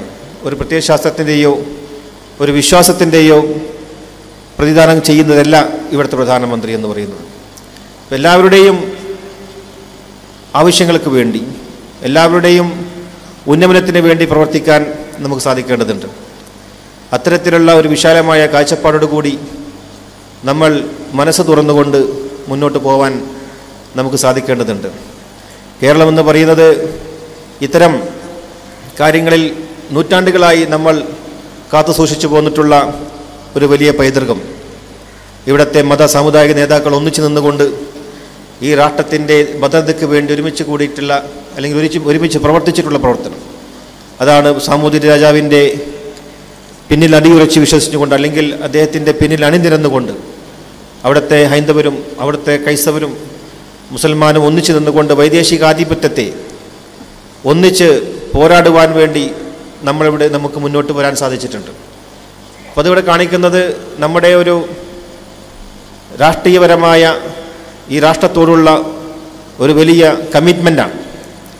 അതുപോലെ തന്നെയാണ് നമുക്ക് ഇവിടുത്തെ മുസ്ലിം മിഷനറിമാർ ഈ രാഷ്ട്രത്തേക്ക് കടന്നു വന്നപ്പോൾ ഇവിടുത്തെ ഹൈന്ദവരായ നാട്ടുരാജാക്കന്മാരും മത സാമുദായിക നേതാക്കളൊക്കെ തന്നെയും വളരെ വിശാലമായ കാഴ്ചപ്പാടോടു കൂടി ഇസ്ലാം വിശ്വാസികൾക്ക് എല്ലാവിധ സൗകര്യങ്ങളും ഒരുക്കി കൊടുത്ത ചരിത്രവും നമുക്കിടയിലുണ്ട്. അപ്പോൾ കേരളമെന്ന് പറയുന്ന ഒരു സാക്രഡ് ലാൻഡാണ്. എല്ലാ വിശ്വാസവും ഈ കേരളമെന്ന് പറയുന്നത് എല്ലാ നന്മയും അണഞ്ഞ ഒരു തീരമാണ്. എല്ലാ വിശ്വാസങ്ങളും അണഞ്ഞൊരു തീരമാണ്. അതുകൊണ്ട് തന്നെ നമ്മെ സംബന്ധിച്ചിടത്തോളം നമ്മുടെ ഈ സാക്രഡ്നെസ്, നമ്മുടെ ഒരു പരിശുദ്ധത, അത് നമ്മൾ കാത്തുസൂക്ഷിക്കാൻ നമുക്ക് സാധിക്കേണ്ടതുണ്ട്. അത്തരത്തിലുള്ള ഒരു നമുക്കറിയാം, നമ്മുടെ ഇവിടെ പല ആഘോഷങ്ങൾ നടക്കാറുണ്ട്. കേരളത്തിൽ മുസ്ലിങ്ങളുടെ ആഘോഷമുണ്ട്, ക്രൈസ്തവരുടെ ആഘോഷമുണ്ട്, ഹൈന്ദവരുടെ ആഘോഷമുണ്ട്. പക്ഷെ എല്ലാ ആഘോഷങ്ങളും ഇവിടെ വിഭാഗീയമായി മാറാൻ അല്ലെങ്കിൽ വിഭാഗീയമായി നടക്കുക എന്നുള്ളത് ഒരു യാഥാർത്ഥ്യമല്ല. പലപ്പോഴും പല ആഘോഷങ്ങളും എല്ലാവരും ഒരുമിച്ച് നിന്നുകൊണ്ട് ഒരു കൂട്ടായ്മയായ ഈ സമൂഹത്തിൽ കേരളത്തിൻ്റെ പൊതുവായ ഒരു ആഘോഷമായാണ് നമ്മളെല്ലാവരും പങ്കെടുക്കാറ്. അപ്പം അങ്ങനെയുള്ള ഒരു വലിയ സന്ദേശം. അതുകൊണ്ട് തന്നെയാണ് ഫ്രഞ്ച് ഉള്ള ഒരു എഴുത്തുകാരി ദ സാക്രഡ് ലാൻഡ് എന്ന് പറഞ്ഞുകൊണ്ട് ഒരു പുസ്തകം എഴുതുകയുണ്ടായി കേരളത്തെക്കുറിച്ച്. അപ്പം ഇത്തരത്തിലുള്ള ഒരു വൈവിധ്യങ്ങൾ നിറഞ്ഞ നമ്മുടെ വിശ്വാസങ്ങൾ അത് നമ്മെ സംസ്കരിക്കുവാനും, പക്ഷേ ആ വിശ്വാസങ്ങളിലൂടെ മനുഷ്യ സമൂഹത്തിന് ഇവിടെ നന്മ പരത്തുവാനും ആ വിശ്വാസങ്ങൾ കൊണ്ട് നമുക്കിടയിൽ യാതൊരുവിധ വിദ്വേഷമോ പകയോ ഇല്ലാതിരിക്കുവാനുമുള്ളൊരു സാഹചര്യമാണ് നമുക്കിവിടെ ഒരുക്കാൻ സാധിക്കേണ്ടത്. അതാണ് നമ്മുടെ നേതാക്കളൊക്കെ തന്നെയും കാണിച്ചു തന്നിട്ടുള്ളൊരു പാതയാണ്. മതമെന്ന് പറയുന്നത് അതാണ് ജവഹർലാൽ നെഹ്റു നമുക്ക് പറഞ്ഞു തന്നിട്ടുണ്ട്. ഒരു പൂന്തോട്ടത്തിലെ പുഷ്പങ്ങളെ പോലെയാണ് വിവിധ മതങ്ങൾ എന്ന് പറയുന്നത്. അപ്പോൾ പുഷ്പങ്ങളൊക്കെ തന്നെയും അത് നന്മയുടെ പ്രതീകങ്ങളാണ്, സ്നേഹത്തിൻ്റെ പ്രതീകങ്ങളാണ്. അങ്ങനെയുള്ള ഈ സമൂഹത്തിൽ നമുക്കറിയാം, പ്രവാചകർ മുഹമ്മദ് മുസ്തഫ സല്ലല്ലാഹു അലൈഹി വസല്ലം തങ്ങൾ മദീനയിലേക്ക് ഹിജ്റ പോയ സമയത്ത് അവിടെ ഉണ്ടായ ദിമ്മിയാക്കളായിട്ടുള്ള ക്രൈസ്തവ ജൂത സമൂഹം, ആ സമൂഹത്തിനോട് എല്ലാ രീതിയിലുമുള്ള നീതിക്ക് വേണ്ടി അവർ പൊരുതിയിരുന്നു. അവരുടെ അവകാശങ്ങൾ സംരക്ഷിക്കുവാനും അവരുടെ സ്വത്തിനും ജീവനും സുരക്ഷിതത്വം ഉറപ്പുവരുത്തുവാനുള്ള സന്ദേശവും ആഹ്വാനമാണ് പ്രവാചകർ സല്ലല്ലാഹു അലൈഹി വസല്ലം തങ്ങൾ നൽകിയിട്ടുള്ളത്. അപ്പം നീതി ഉറപ്പുവരുത്തിന് വേണ്ടി ഇന്ന് നീതി നിഷേധിക്കപ്പെട്ടുകൊണ്ടിരിക്കുകയാണ്. അതാണ് ഖുർആൻ പറഞ്ഞിട്ടുള്ളത്, ഖുവു ഖവാമീന ബിൽ ഖിസ്ത് ശുഹദാ ലില്ലാഹ്, അള്ളാഹുവിന് സാക്ഷിയായിക്കൊണ്ട് നീതിക്ക് വേണ്ടി നിലകൊള്ളുന്നവരാവുക. അപ്പോൾ ഇവിടെ ഒരുപാട് അനീതി ലോകത്ത് കാണാനിടയാവുന്നു. ഇന്ന് IS പോലുള്ള തീവ്രവാദ സംഘടനകൾ ഇന്ന് ലോകത്ത് ഒരുപാട് അക്രമം നടത്തിക്കൊണ്ടിരിക്കുകയാണ്. അത് ഇസ്ലാമിൻ്റെ പേരിലാണെന്ന് ഇവിടെ വളച്ചൊടിക്കപ്പെടുന്നു. അത്തരത്തിലുള്ള അനീതിക്കും അക്രമത്തിനും ഇസ്ലാം ഒരിക്കലും ഇവിടെ ഭൂഷണമാവുന്നില്ല, അല്ലെങ്കിൽ പ്രോത്സാഹിപ്പിക്കുന്നില്ല. വലാ യജ്രിമന്നകും ശനആന ഖൗമിൻ അല്ലാ തഅദിലു ഇഅ്ദിലു ഹുവ അഖറബു ലിത്തഖ്വ. ഒരു സമൂഹത്തോടുള്ള വിദ്വേഷം അവരോട് അനീതിക്ക് കാരണമാവരുതെന്ന് പരിശുദ്ധമായ ഖുർആൻ പറയുകയാണ്. ഏതൊരു സമൂഹത്തോടും അല്ലെങ്കിൽ ഒരു വ്യക്തിയോടും നമുക്ക് പകയുണ്ടെങ്കിൽ, ദേഷ്യമുണ്ടെങ്കിൽ അതുപോലെ നിങ്ങൾക്ക് അനീതിക്ക് കാരണമാവരുത്. ഇസ്ലാം കാരുണ്യത്തിൻ്റെ മതം. നമ്മുടെ മനസ്സിനെ സംസ്കരിച്ചെടുക്കുവാനും തീവ്രവാദ ആത്മാവിനെ സംസ്കരിച്ചെടുക്കുവാനും ഇത് വീട്ടിലെ വിജയം കൈവരിക്കുവാനുമാണ് നമ്മളത് ഉപയോഗിക്കുന്നത്. മറിച്ച് എന്ന മതത്തിൻ്റെ പേരിൽ ലോകത്ത് ഉണ്ടായിക്കൊണ്ടിരിക്കുന്ന ഒരുപാട് പ്രതികൂലമായ കാലാവസ്ഥകൾ, പെഷാവറിൽ കുഞ്ഞു കുട്ടികളെ, ഒരുപാട് വിദ്യാർത്ഥികളെ കൂട്ടക്കുരുതി ചെയ്ത സംഭവം, ആ സംഭവങ്ങളൊക്കെ തന്നെ നമ്മെ സംബന്ധിച്ചിടത്തോളം ഒരു വലിയ വിഷമവും പ്രയാസവും നമുക്കുണ്ടായിട്ടുണ്ട്. അപ്പം അത്തരം പ്രവർത്തനങ്ങളൊക്കെ തന്നെയും ഒരു മതത്തിൻ്റെയോ അല്ലെങ്കിൽ ഒരു വിശ്വാസത്തിൻ്റെയോ ഭാഗമല്ല എന്നുള്ളത് നാം തിരിച്ചറിയേണ്ടതുണ്ട്. അങ്ങനെയുള്ള ഒരു വലിയ വിശാലമായ കാഴ്ചപ്പാടോടുകൂടി അത്തരം അക്രമങ്ങൾ നടത്തുന്നവർ അവർ വിശ്വാസത്തിൻ്റെ ഭാഗമല്ല നമുക്കൊന്നായിക്കൊണ്ട് ലോകത്തിൻ്റെ സമാധാനത്തിന് വേണ്ടി, നന്മയ്ക്ക് വേണ്ടി, രാഷ്ട്രത്തിൻ്റെ സുരക്ഷിതത്തിന് വേണ്ടി, ലോകത്തിൻ്റെ സുരക്ഷത്തിന് വേണ്ടി, മനുഷ്യജീവൻ്റെ സുരക്ഷത്തിന് വേണ്ടി നമ്മൾ ഒന്നിച്ചുകൊണ്ട് വിശാലമായ മനസ്സോട് നമുക്ക് തയ്യാറാവണം. അള്ളാഹു സഹായിക്കുമാറാവട്ടെ. കൊണ്ട് ബിസ്മില്ലാഹിർ റഹ്മാനിർ റഹീം എന്ന വചനം മോദിന്റെ ഉദ്ഘാടനം നിർവഹിക്കുന്നു. അസ്സലാമു അലൈക്കും വറഹ്മത്തുള്ളാഹി വബറകാതുഹു. നമ്മുടെ ഈ ചടങ്ങ് നിയന്ത്രിക്കുന്ന Calicut university Arabic department ഹെഡും Samastha Kerala ഇസ്ലാം മത വിദ്യാഭ്യാസ ബോർഡിന്റെ സാരഥികളിൽ ഒരാളുമായ ഡോക്ടർ എൻ.എ. അബ്ദുൽ ഖാദർ സാഹിബ് സംസാരിക്കുന്നു. അസ്സലാമു അലൈക്കും. അൽഹംദുലില്ലാഹി റബ്ബിൽ ആലമീൻ വസ്സലാത്തു വസ്സലാമു അലാ അസ്റഫിൽ മഖ്ലൂഖീൻ വഅലാ ആലിഹി വസഹ്ബിഹി അജ്മഈൻ. ആദരണീയനായ ഉദ്ഘാടകൻ മുനവ്വർ അലി ശിഹാബ് തങ്ങൾ അവറുകളെ, വേദിയിൽ ഉപവിഷ്ടരായിട്ടുള്ള അതിഥികളെ, വിശിഷ്ട വ്യക്തികളെ, സഹോദരങ്ങളെ, SKSSFിൻ്റെ സിൽവർ ജൂബിലി ആഘോഷങ്ങളുടെ ഭാഗമായി നടത്തപ്പെടുന്ന ഈ ഗ്രാൻഡ് ഫിനാലെ കോൺഫറൻസിൽ ബഹുസ്വരം എന്ന സെഷനാണ്. ആ സെഷനിലെ ചർച്ചകളാണിപ്പോൾ നടന്നുകൊണ്ടിരിക്കുന്നത്. ഈ ചർച്ചക്ക് ആമുഖമായി നമ്മുടെ നാടിൻ്റെ ബഹുസ്വര സങ്കല്പങ്ങളെക്കുറിച്ച് മുൻ പ്രാസംഗികന്മാർ, പ്രത്യേകിച്ചും നമ്മുടെ ആദരണീയനായ ഉദ്ഘാടകൻ മുനവ്വർ അലി ശിഹാബ് തങ്ങൾ വളരെ കാര്യമായി തന്നെ വിരൽ ചൂണ്ടി സംസാരിക്കുകയുണ്ടായി. ഇന്ത്യ എന്ന് പറഞ്ഞാൽ ലോകത്തെമ്പാടും അറിയപ്പെടുന്നത് തന്നെ ഈ ബഹുസ്വരതയുടെ പേരിലാണ്. ലോകത്തെമ്പാടുമുള്ള ജനങ്ങൾ ഈ ഭാരതത്തെ ഉറ്റുനോക്കുന്നത് ഈ ബഹുസ്വരത മുൻനിർത്തിയാണ്. ഇത്രയേറെ ഭാഷാ വിഭാഗങ്ങൾ, ഇത്രയേറെ മതവിഭാഗങ്ങൾ, ഇത്രയേറെ ജാതികൾ, ഉപജാതികൾ, വിഭിന്നങ്ങളായ സാംസ്കാരിക ധാരകളെ പ്രതിനിധാനം ചെയ്യുന്നവർ, ഇങ്ങനെയൊക്കെയുള്ള വളരെയധികം വൈവിധ്യമാർന്ന ഈ ഒരു ജനത എങ്ങനെ ഇന്ത്യ അല്ലെങ്കിൽ ഭാരതം എന്ന സങ്കല്പത്തിൽ ഒറ്റക്കെട്ടായി നിലനിൽക്കുന്നു എന്നുള്ളതും, ഇവിടെ കാര്യമായ ആഭ്യന്തര സംഘർഷമോ ആഭ്യന്തരമായിട്ടുള്ള കലാപങ്ങളോ പ്രശ്നങ്ങളോ ഒന്നുമില്ലാതെ ജനാധിപത്യം, മതേതരത്വം തുടങ്ങിയ മൂല്യങ്ങളിൽ അടിയുറച്ച് വിശ്വസിച്ച് ഭദ്രമായി ഈ നാട് നിലകൊള്ളുന്നു എന്നുള്ളതൊക്കെ തന്നെ ലോകത്തെമ്പാടുമുള്ള നിരീക്ഷകർ വളരെ കൗതുകത്തോടുകൂടി, അത്ഭുതത്തോടുകൂടി, വിസ്മയത്തോടുകൂടി നോക്കിക്കണ്ടിട്ടുള്ള ഒരു സാഹചര്യമാണ്. അത് ഇന്ത്യയുടെ മാത്രം സവിശേഷതയാണ് എന്ന് പറയാം.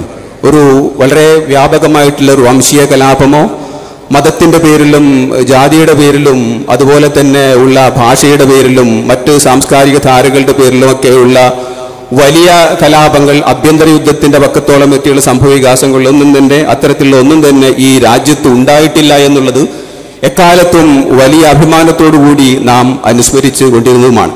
പക്ഷെ അതിനൊക്കെ മാറ്റങ്ങൾ വരുന്ന ഒരു സാഹചര്യം ഇപ്പോൾ സംജാതമായിരിക്കുകയാണോ എന്നാണ് എല്ലാവരും ആശങ്കപ്പെടുന്നത്. നാട്ടിൽ ജീവിച്ചുകൊണ്ടിരിക്കുന്ന വിവിധ മതവിഭാഗങ്ങളും ഭാഷാവിഭാഗങ്ങളും സാംസ്കാരിക ധാരകളെ പ്രദാനം ചെയ്യുന്നവരും ഭാഷാ ന്യൂനപക്ഷങ്ങളും ഒക്കെ തന്നെ ആശങ്കയുടെ മുൾമുനയിൽ നിൽക്കുന്ന ഒരു സാഹചര്യം ഉണ്ടായിരിക്കുന്നു.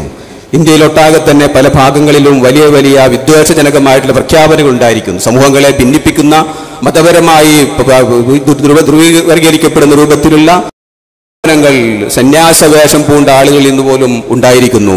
അവശേഷിക്കുന്ന ന്യൂനപക്ഷ വിഭാഗങ്ങളൊക്കെ തുടച്ചു നീക്കി ഇവിടെയൊക്കെ ഒരു ദൈവം, ഒരു ജാതി, ഒരു മതം, മൊത്തത്തിൽ ഇന്ത്യയിൽ ആകെ ഒരു മതം, ഇവിടുത്തെ ഈ ബഹുസ്വരതയും ഈ പറഞ്ഞ രൂപത്തിൽ നാനാത്വത്തിൽ ഏകത്വവും ഒക്കെ തുടച്ചു മാറ്റിക്കൊണ്ട് എല്ലാവരും ഒരേപോലെ ചിന്തിക്കുന്നവരാക്കി, ഒരേപോലെ അനുഷ്ഠിക്കുന്നവരായി, ഒരേ സാംസ്കാരിക പ്രതിനിധാനങ്ങൾ ഉൾക്കൊള്ളുന്നവരായി മാറണം എന്നുള്ള ചില ആഹ്വാനങ്ങൾ വളരെ ഭീതിയോടുകൂടിയാണ് ഇപ്പോൾ ജനങ്ങൾക്ക് കിട്ടുകൊണ്ടിരിക്കുന്നത്.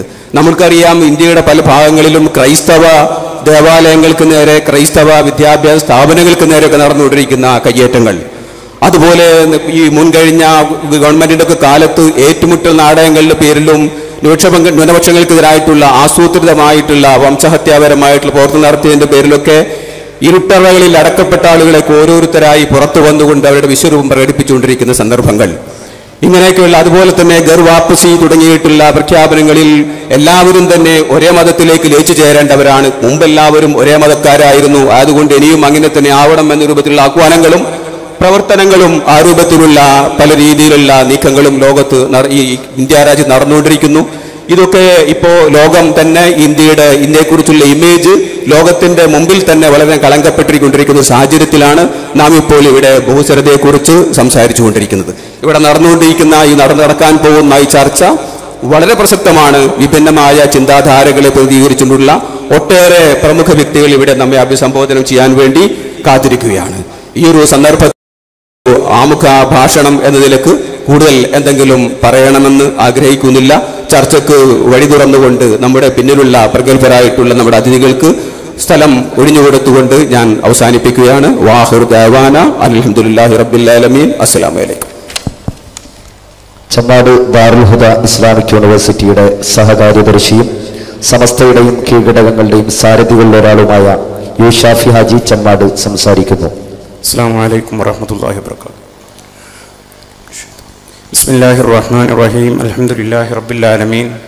അസ്സലാമു അലാ സയ്യിദിനാ വഹബീബിനാ മുഹമ്മദിൻ മുസ്തഫ സല്ലല്ലാഹു അലൈഹി വസല്ലം വഅലാ ആലിഹി വസഹ്ബിഹി അജ്മഈൻ. അമ്മാ ബഅദ്. ആദരണീയരായ സയ്യിദ് മുനവ്വർ അലി ശിഹാബ് തങ്ങൾ അവറുകളെ, വേദിയിലുള്ള മതനേതാക്കളെ, മതരാഷ്ട്രീയ സാമൂഹിക സാംസ്കാരിക രംഗത്ത് പ്രവർത്തിക്കുന്ന ആദരണീയരായ വ്യക്തിത്വങ്ങളെ, ബഹുമാന്യരായ സമസ്ത കേരള ജമിയത്തുൽ ഉലമായുടെ പോഷക സംഘടനകളുടെയും അഭിമന്യരായ നേതാക്കളെ, സഹപ്രവർത്തകരെ, സമസ്ത കേരള സുന്നി വിദ്യാർത്ഥി ഫെഡറേഷൻ്റെ 4 നൂറ്റാണ്ട് കാലത്തെ പ്രവർത്തനത്തിൻ്റെ ഒരു തിരിഞ്ഞുനോട്ടം എന്ന നിലക്ക് 25ാം വാർഷികത്തോടനുബന്ധിച്ച് സംഘടിപ്പിച്ചിട്ടുള്ള വിവിധ ആഘോഷ പരിപാടികളുടെ സമാപനം കുറിച്ചുകൊണ്ടുള്ള ഗ്രാൻഡ് ഫിനാലെ പരിപാടിയിലെ ഏറ്റവും ശ്രദ്ധേയമായ ഒരു സെഷനിലാണ് നമ്മൾ സംബന്ധിച്ചിരിക്കുന്നത്. ഇന്ത്യ രാജ്യത്തിൻ്റെ ഏറ്റവും പൈതൃക സ്വഭാവങ്ങളിലൊന്നായ മതേതരത്വം, ബഹുസ്വരതയൊക്കെ നഷ്ടപ്പെട്ടു പോകുന്നുണ്ടോ എന്ന് ആശങ്കപ്പെട്ടുകൊണ്ടിരിക്കുന്ന ഒരു സാഹചര്യത്തിൽ എന്തുകൊണ്ടും വളരെ ശ്രദ്ധേയ തീർച്ചയായും നമ്മുടെ ഭാരതത്തിൻ്റെ മതേതര സങ്കല്പങ്ങൾക്ക് യാഥാർത്ഥ്യത്തിൻ്റെ നിറം പകർന്നിട്ടുള്ള, പാണക്കാട് സാദാത്തുമാർ നേതൃത്വം നൽകിയിട്ടുള്ള ഒരു വിദ്യാർത്ഥി പ്രസ്ഥാനം എന്ന നിലക്ക് തീർച്ചയായും ഇവിടെ നടക്കുന്ന ചർച്ചകൾ കേരളത്തിന് മാത്രമല്ല ഇന്ത്യ ഫലപ്രദമാകുമെന്ന ഉത്തമ വിശ്വാസമാണ് നമുക്കുള്ളത്. ഒറ്റപ്പെട്ട ചില സംഭവങ്ങളുടെ പേരിൽ ഭാരതമാകെ ഒരു മതരാഷ്ട്രമായി മാറാൻ പോകുന്നു എന്ന ഒരു ആശങ്ക പരത്തിക്കൊണ്ട് നമ്മുടെ മുസ്ലിം സമൂഹത്തിനിടയിൽ തീവ്രവാദം വളർത്തിക്കൊണ്ടുവരാൻ ശ്രമിക്കുന്ന സംഘടനകൾക്കും പ്രസ്ഥാനങ്ങൾക്കും വേരോട്ടം ലഭിക്കാൻ അവസരം ഉണ്ടാകാതെ ശ്രദ്ധിക്കേണ്ടത് SKSSFൻ്റെ ഏറ്റവും വലിയ ഈ കാലഘട്ടത്തിലെ വെല്ലുവിളിയാണ് എന്നാണ് ഞാൻ മനസ്സിലാക്കുന്നത്. നമുക്കറിയാം, നമ്മുടെ സംഘടനയോടൊപ്പം നിന്നുകൊണ്ട് ബാബരി മസ്ജിദിൻ്റെ പതനത്തിൻ്റെ ആ ഘട്ടത്തിലൊക്കെ നമ്മുടെ രാജ്യം അപകടത്തിൽപ്പെടാൻ പോകുന്നു എന്ന് പറഞ്ഞുകൊണ്ട് തീവ്രവാദ പ്രവർത്തനങ്ങളിലേക്ക് നമ്മുടെ റിക്രൂട്ട്മെന്റ് ചെയ്യപ്പെട്ട കാലഘട്ടത്തിൽ ഇല്ല, ഇതിന് അനുവദിക്കുകയില്ല എന്ന് പറഞ്ഞുകൊണ്ട് അവരെ ഈ സംഘടനാ രംഗത്തിൽ നിന്ന് മാറ്റി നിർത്തുവാനും ഇവരുടെ പ്രവർത്തനങ്ങൾ രാജ്യത്തിനും സമൂഹത്തിനും സമുദായത്തിനും അപകടകരമാണ് എന്ന് കേരളത്തിൽ ആദ്യമായി തുറന്നു പ്രഖ്യാപിക്കുവാനും മുന്നോട്ട് വന്ന ഒരു വിദ്യാർത്ഥി പ്രസ്ഥാനം എന്ന നിലക്ക് SKSSFന് തീർച്ചയായും വരാനിരിക്കുന്ന ഇന്ത്യ രാജ്യത്തിൻ്റെ ഭാവിയിൽ മുസ്ലിം സമുദായത്തിൻ്റെ ഈ നിലപാടുകൾ, പ്രത്യേകിച്ച് ബഹുസ്വരതയോട് സമരസപ്പെട്ടു പോകുന്ന ഈ സംവിധാനത്തെ കാത്തുസൂക്ഷിക്കുക എന്ന ബാധ്യത, വളരെ വിലപ്പെട്ട ആ കടമ നിർവഹിക്കാൻ SKSSFന്റെ പ്രവർത്തകന്മാർ വളരെ മുൻപന്തിയിലുണ്ടായിരിക്കുമെന്ന് മാത്രം ഇതമായി അപേക്ഷിച്ചുകൊണ്ട് ബഹുമാന്യരായ നിരവധി വ്യക്തിത്വങ്ങൾ അവരുടെ അഭിപ്രായ പ്രകടനങ്ങൾക്കും ചർച്ചകൾക്കും വേണ്ടി വഴിമാറിക്കൊടുത്തുകൊണ്ട് വാഹിറു ദഅവാന അൽഹംദുലില്ലാഹി റബ്ബിൽ ആലമീൻ. അസ്സലാമു അലൈക്കും വറഹ്മത്തുള്ളാഹി വബറകാതുഹു. മതേതരത്വത്തിന്റെ അതിശക്തനായ വക്താവും വർഗീയതക്കെതിരെ ബൗദ്ധിക പ്രതിരോധം നിർവഹിക്കുന്ന അനുഗ്രഹീതനായ തൂലികക്കാരനുമായ ശ്രീ പി സുരേന്ദ്രൻ സദസ്സിനെ അഭിസംബോധന ചെയ്യുന്നു. ആദരപുരസ്സരം അധ്യക്ഷന് വേണ്ടി ക്ഷണിക്കുന്നു.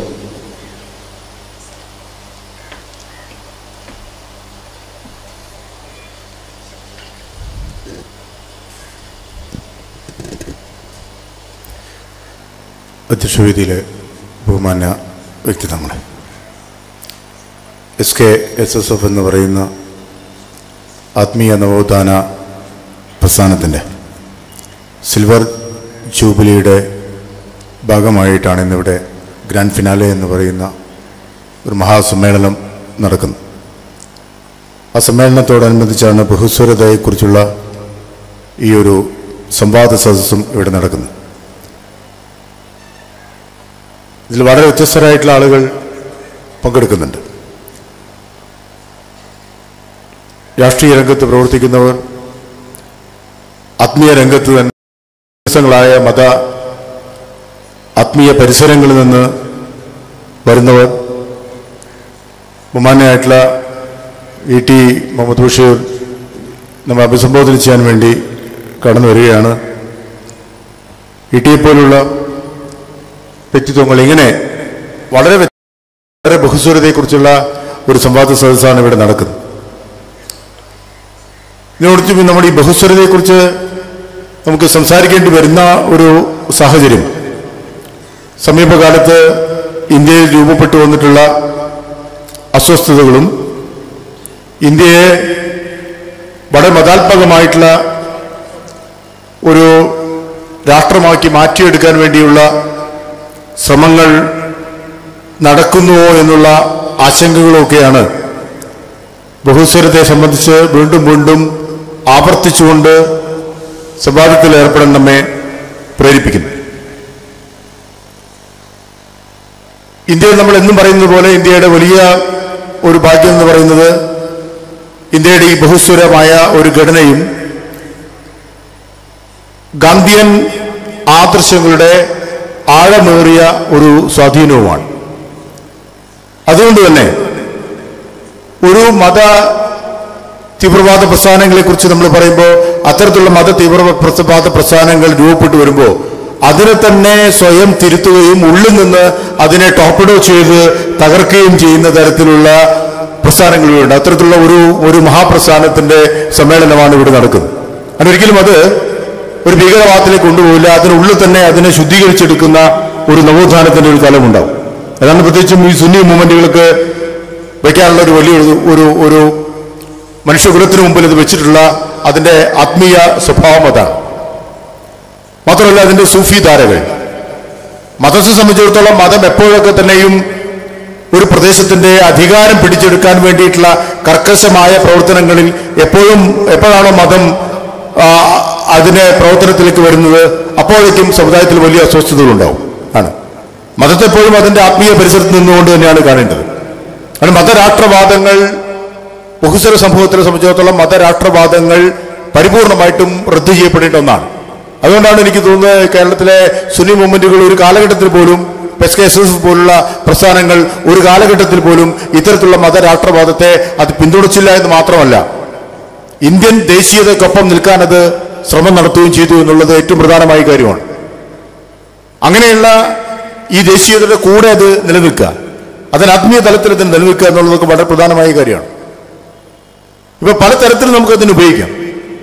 സത്യത്തിൽ ഇത് മഹാത്മാഗാന്ധിയെ സംബന്ധിച്ചിടത്തോളം തന്നെ മഹാത്മാഗാന്ധിയെ കുറിച്ച് അടുത്ത കാലത്ത് വന്നിട്ടുള്ള വളരെ രസകരമായ ഒരു ആരോപണം, ഈ മുസ്ലിം വിരുദ്ധതയുടെ ഭാഗമായിട്ട് ഒരു രൂപപ്പെട്ടു വരുന്ന പ്രധാനപ്പെട്ട ഒരു ആരോപണം, മഹാത്മാഗാന്ധിയുടെ നിരാഹാര സമരം എന്ന് പറയുന്നത് ഒരു ഇസ്ലാമിക സംസ്കൃതിയിൽ നിന്ന് രൂപപ്പെടുത്തിയെടുത്തതാണ് എന്നാണ് അദ്ദേഹത്തിനെതിരെയുള്ള ഒരു ആരോപണം. അതിന് പ്രധാനപ്പെട്ട കാര്യം എന്ന് പറഞ്ഞാൽ, ഗാന്ധി സുഗന്ധി എന്ന് പറയുന്നതാണ് അവരുടെ കുലം. അതായത് സുഗന്ധവ്യഞ്ജനങ്ങൾ വിൽക്കുന്ന ആളുകൾ എന്നാണ് അതിന്റെ അർത്ഥം. സുഗന്ധി എന്ന് പറയുന്നത് അതിനാണ് ഗാന്ധി വരുന്നത്.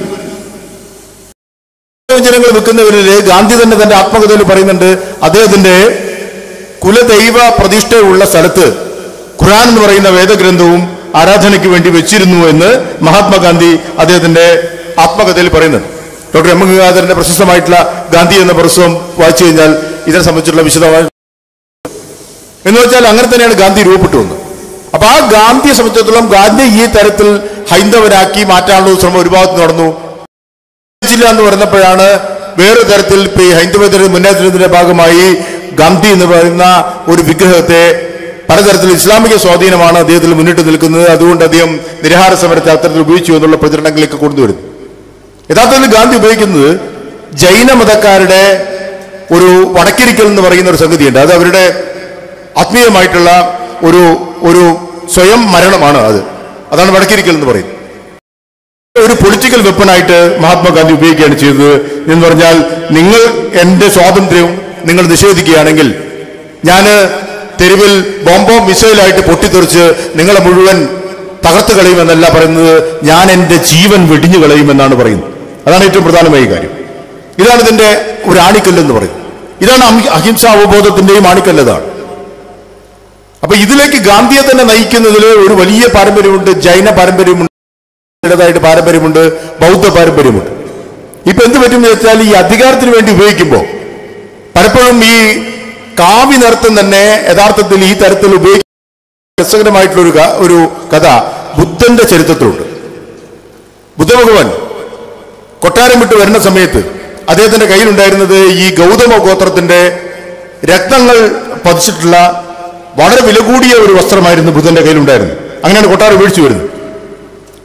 തിച്ചന്ദ് ഹാൻ എന്ന് പറയുന്ന വിഖ്യാതനായിട്ടുള്ള വിയറ്റ്നാമീസ് ബുദ്ധഭിക്ഷുവൊക്കെ അദ്ദേഹത്തിന്റെ the old path white clouds എന്ന് പറയുന്ന വിഖ്യാതമായിട്ട് പുസ്തകത്തിൽ ഈ രസകരമായ കഥ പറയുന്നു. അപ്പോൾ അദ്ദേഹം വനത്തിൽ വെച്ചിട്ടുള്ള ഒരു കാവ്യ വസ്ത്രധാരിയെ കാണുക. ഈ കാവ്യ വസ്ത്രധാരി വേട്ടയാടുന്ന് കണ്ടപ്പോൾ ബുദ്ധൻ അത്ഭുതമായി. അത് ചോദിച്ചു, നിങ്ങൾ എന്തിനാണ് ഈ കാവ്യ വസ്ത്രം ധരിച്ചുകൊണ്ട് ഇങ്ങനെ ഹിംസയിൽ മുഴുകുന്നത് ചോദിച്ചപ്പോൾ പറഞ്ഞു, അയ്യോ ഞാൻ അങ്ങനെ സന്യാസിയൊന്നുമല്ല, ഞാനൊരു കള്ളനാണ്. അതുകൊണ്ട് എന്നെ നാട്ടിൽ നിന്ന് എന്നെ ആളുകൾ ആട്ടി ഓടിച്ചാണ്. പിന്നെ എങ്ങനെ നിങ്ങൾ ഇങ്ങനെ ഈ വസ്ത്രം എടുത്ത് മലിനപ്പെടുത്തുന്നത് ചോദിച്ചപ്പോൾ അദ്ദേഹം പറഞ്ഞെടുക്കുക, ഞാൻ വനത്തിൽ വെച്ച് ഒരിക്കലൊരു മഹായോഗിയെ കാണാനിടയായി. അപ്പൊ എൻ്റെ കയ്യിൽ ഒരു തരത്തിലുള്ള ആയുധങ്ങളുമില്ല, എനിക്ക് വേട്ടയാടാൻ പറ്റുന്നില്ല, എന്നെ കണ്ടാൽ മൃഗങ്ങളൊക്കെ ഊട്ടി ഓടിക്കുകയാണ്, അത് വേട്ടയാടാൻ കഴിയുന്നില്ല. അപ്പോ എന്ത് വഴി, വിശപ്പ് മാറ്റാൻ എന്ത് വഴി എന്ന് ആലോചിച്ച് വേട്ടയാടാൻ ആയുധങ്ങളില്ലാതെ നടക്കുമ്പോൾ ഈ യോഗിയെ ഞാൻ കാണുന്നു. ആ യോഗിയുടെ അടുത്ത് അദ്ദേഹം വൃക്ഷത്തണലിൽ ധ്യാനിച്ചിരിക്കുമ്പോൾ എല്ലാ ഹിംസ മൃഗങ്ങളും അദ്ദേഹത്തോട് അടുത്തു വന്ന് നിൽക്കുന്നു. സിംഹങ്ങൾ പോലും അദ്ദേഹത്തെ വന്ന് നക്കി തുടയ്ക്കുന്നു. ഇത്ര സൗഹാർദ്ദത്തിലേക്ക് പെരുമാറാൻ കഴിയണമെന്ന് വെച്ചപ്പോൾ ഞാൻ മനസ്സിലാക്കിയത് ഈ മഹായോഗിയായി ഈ മനുഷ്യന്റെ കാവ്യ വസ്ത്രത്താൽ ആകർഷിക്കപ്പെട്ടിട്ടാണ് ഇതൊക്കെ.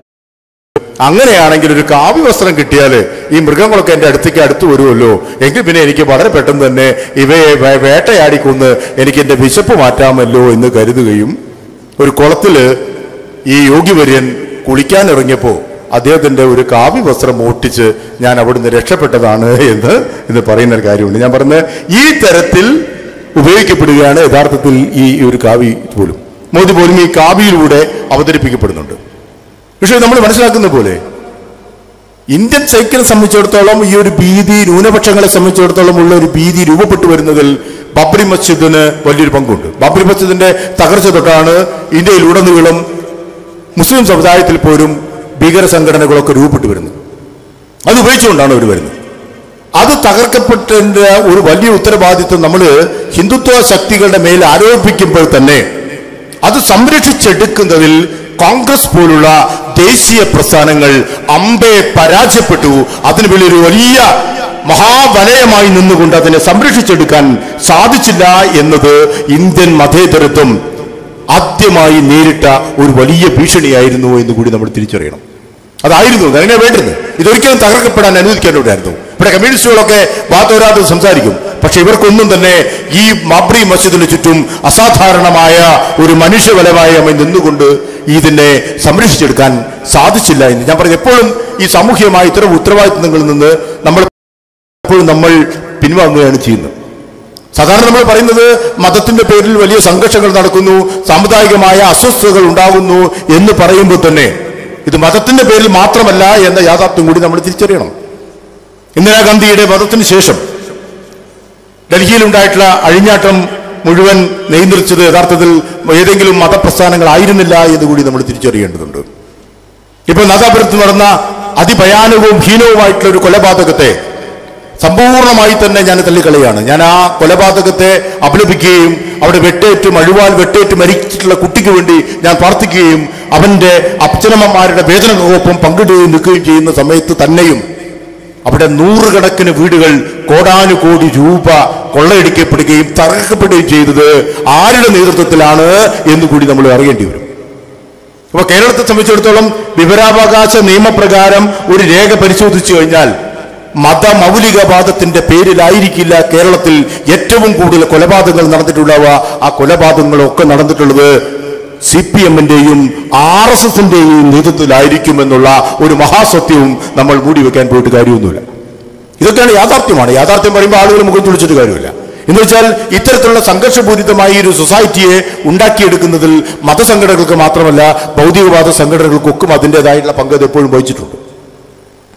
പക്ഷെ വിഷയം എന്താണെന്ന് വെച്ചാൽ മതമയത്തിന്റെ പേരിലൊരു താൽക്കാലികമായിട്ടുള്ള ഒരു ശത്രുതാബോധം ഉണ്ടാക്കിയെടുത്തിട്ട് ഈ അപരത്വം എന്ന് പറയുന്നത് അപകടകരമാണ് എന്ന് പറഞ്ഞു വയ്ക്കുക. ഹിന്ദുവിന്റെ ഈ തരത്തിലുള്ള ദുരിതങ്ങൾക്ക് സമസ്ത കാരണവും അപ്പുറത്ത് മുസൽമാനും ഉള്ളത് കൊണ്ടാണ്, ക്രൈസ്തവനുള്ളത് കൊണ്ടാണ് എന്ന് പറഞ്ഞു വയ്ക്കുക. അങ്ങനെ പറഞ്ഞു വെച്ചുകൊണ്ട് രൂപപ്പെട്ടു വരുന്ന സംഘടനകളാണ് ഈ അധികാരത്തിന്റെ ഒരു കുറുക്കുവഴിയിലേക്ക് വരുന്നത്. പക്ഷേ അധികാരത്തിൽ വരുമ്പോൾ യഥാർത്ഥത്തിൽ ഇവർ തിരിച്ചറിയുന്നുണ്ട്. ഇപ്പോ കുറച്ചു നാൾ മുമ്പ് മോഡി വന്ന് നല്ല കാലം വരുന്നു എന്ന് പറഞ്ഞു. ഒരു നല്ല കാലവും വരാൻ സാധ്യതയില്ല. മോഡിയുടെ യുഗം കോർപ്പറേറ്റുകളുടെ യുഗമാണ്. കോർപ്പറേറ്റുകൾക്ക് മാത്രം സഹായകരമായിട്ടുള്ളതാണ് എന്ന് ആളുകൾ തിരിച്ചറിയാം. ഇപ്പൊ മോദിയിലൂടെ ഹിന്ദുത്വം ഭീഷണമായ രീതിയിലേക്ക് ഇന്ത്യയിൽ കടന്നു വന്നിരുന്നു എങ്കിൽ വാപ്പസി പോലുള്ള മിമിക്രികളും ഈ സന്യാസി വേഷികളുടെ മിമിക്രി അലങ്കാരങ്ങളും ഒക്കെ തെരുവിലിറങ്ങി വന്നിട്ടും എന്തുകൊണ്ടാണ് മോഡി ഇത്ര ദയനീയമായി ഡൽഹിയിൽ തോറ്റത് എന്നതിന്റെ ഏറ്റവും വലിയ ഉത്തരം ഇന്ത്യയിൽ അടിസ്ഥാനപരമായിട്ട് മുന്നോട്ട് പോകുന്നത് മതേതരത്വത്തിന്റെ രാഷ്ട്രീയമാണ്. ജനങ്ങൾ പാർശ്വവൽക്കരിക്കപ്പെട്ടവന്റെ പ്രശ്നങ്ങൾ, അവന്റെ വിശപ്പിന്റെ പ്രശ്നങ്ങളും പാർശ്വവൽക്കരണ പ്രശ്നങ്ങളും തന്നെയാണ് യഥാർത്ഥത്തിൽ ജനങ്ങൾ ചെയ്തു കൊടുക്കുക. അതുകൊണ്ട് കുറച്ചുനാൾ അധികാരത്തിൽ നിന്നപ്പോഴേക്കും ഇലക്ട്രിസിറ്റിയുടെയും വെള്ളത്തിന്റെയും ഒക്കെ കരത്തിൽ വൻതോതിൽ കുറച്ചിട്ടുള്ള ഈ കെജ്രിവാളിനായിരിക്കാം ഒരുപക്ഷെ ഞങ്ങൾ രക്ഷിക്കാൻ കഴിഞ്ഞേക്കുക എന്ന് മഹാഭൂരിഭാഗം വരുന്ന ഡൽഹിയിലെ ജനങ്ങൾ ആലോചിച്ചു എന്നാണ്. ഇത് നൽകുന്ന ഒരു വലിയൊരു പ്രതീക്ഷയുണ്ട്. ഞാൻ വളരെ ശുഭപ്രതീക്ഷ നിലനിർത്തുന്ന ഒരാളാണ്. ഒരിക്കലും ഇന്ത്യയെ പരിപൂർണമായിട്ടും ഈ തരത്തിൽ വർഗീയവൽക്കരിച്ച് മാറ്റിയെടുക്കാൻ കഴിയുമെന്ന് ഞാൻ ഒരിക്കലും വിശ്വസിക്കുന്നില്ല. അതാണ് ഇന്ത്യ അത് എന്തുകൊണ്ടാണെന്ന് ചോദിച്ചാൽ ഇന്ത്യയിൽ ഗാന്ധിയുടെ ഒരു വലിയൊരു പാരമ്പര്യമുണ്ട്. ഖാൻ അബ്ദുൽ ഖാഫർ ഖാന്റെ ഒരു പാരമ്പര്യമുണ്ട്. മൗലാന അബ്ദുൽ കലാം ആസാദിന്റെ ഒരു പാരമ്പര്യമുണ്ട്. എന്ന് വെച്ചാൽ വ്യത്യസ്തങ്ങളുമായിട്ടുള്ള ആത്മീയ പരിസരത്തിൽ നിന്നുകൊണ്ട് തന്നെയും ജനതയ്ക്ക് ഒന്നിച്ചു നിൽക്കാൻ, സാമ്രാജ്യത്വ വിരുദ്ധ പ്രക്ഷോഭങ്ങളിൽ ഒന്നിച്ചു നിൽക്കാനുള്ള ഒരു വലിയൊരു സാധ്യത നമുക്കുണ്ട്. എന്തുകൊണ്ടാണ് 1921 കലാപത്തിന്റെ ഭാഗമായി ഹിന്ദു ജനവിഭാഗങ്ങൾക്കും ചെറിയ തോതിൽ കട്ടനഷ്ടങ്ങൾ ഉണ്ടായിട്ട് പോലും മലപ്പുറം ജില്ല പോലുള്ള ഒരു ജില്ലയിൽ എന്തുകൊണ്ടാണ് ഹിന്ദുത്വ വർഗീയതയ്ക്ക് വേരാഴ്ത്താൻ കഴിയാതെ പോയത്? എന്തുകൊണ്ടാണ് അവിടെ ഹിന്ദുക്കളും മുസൽമാന്മാരും ഇത്ര ആഴമേറിയ സൗഹൃദം നിലനിർത്തുന്നത് എന്ന് പഠിച്ചാൽ തന്നെ നമുക്കറിയാം.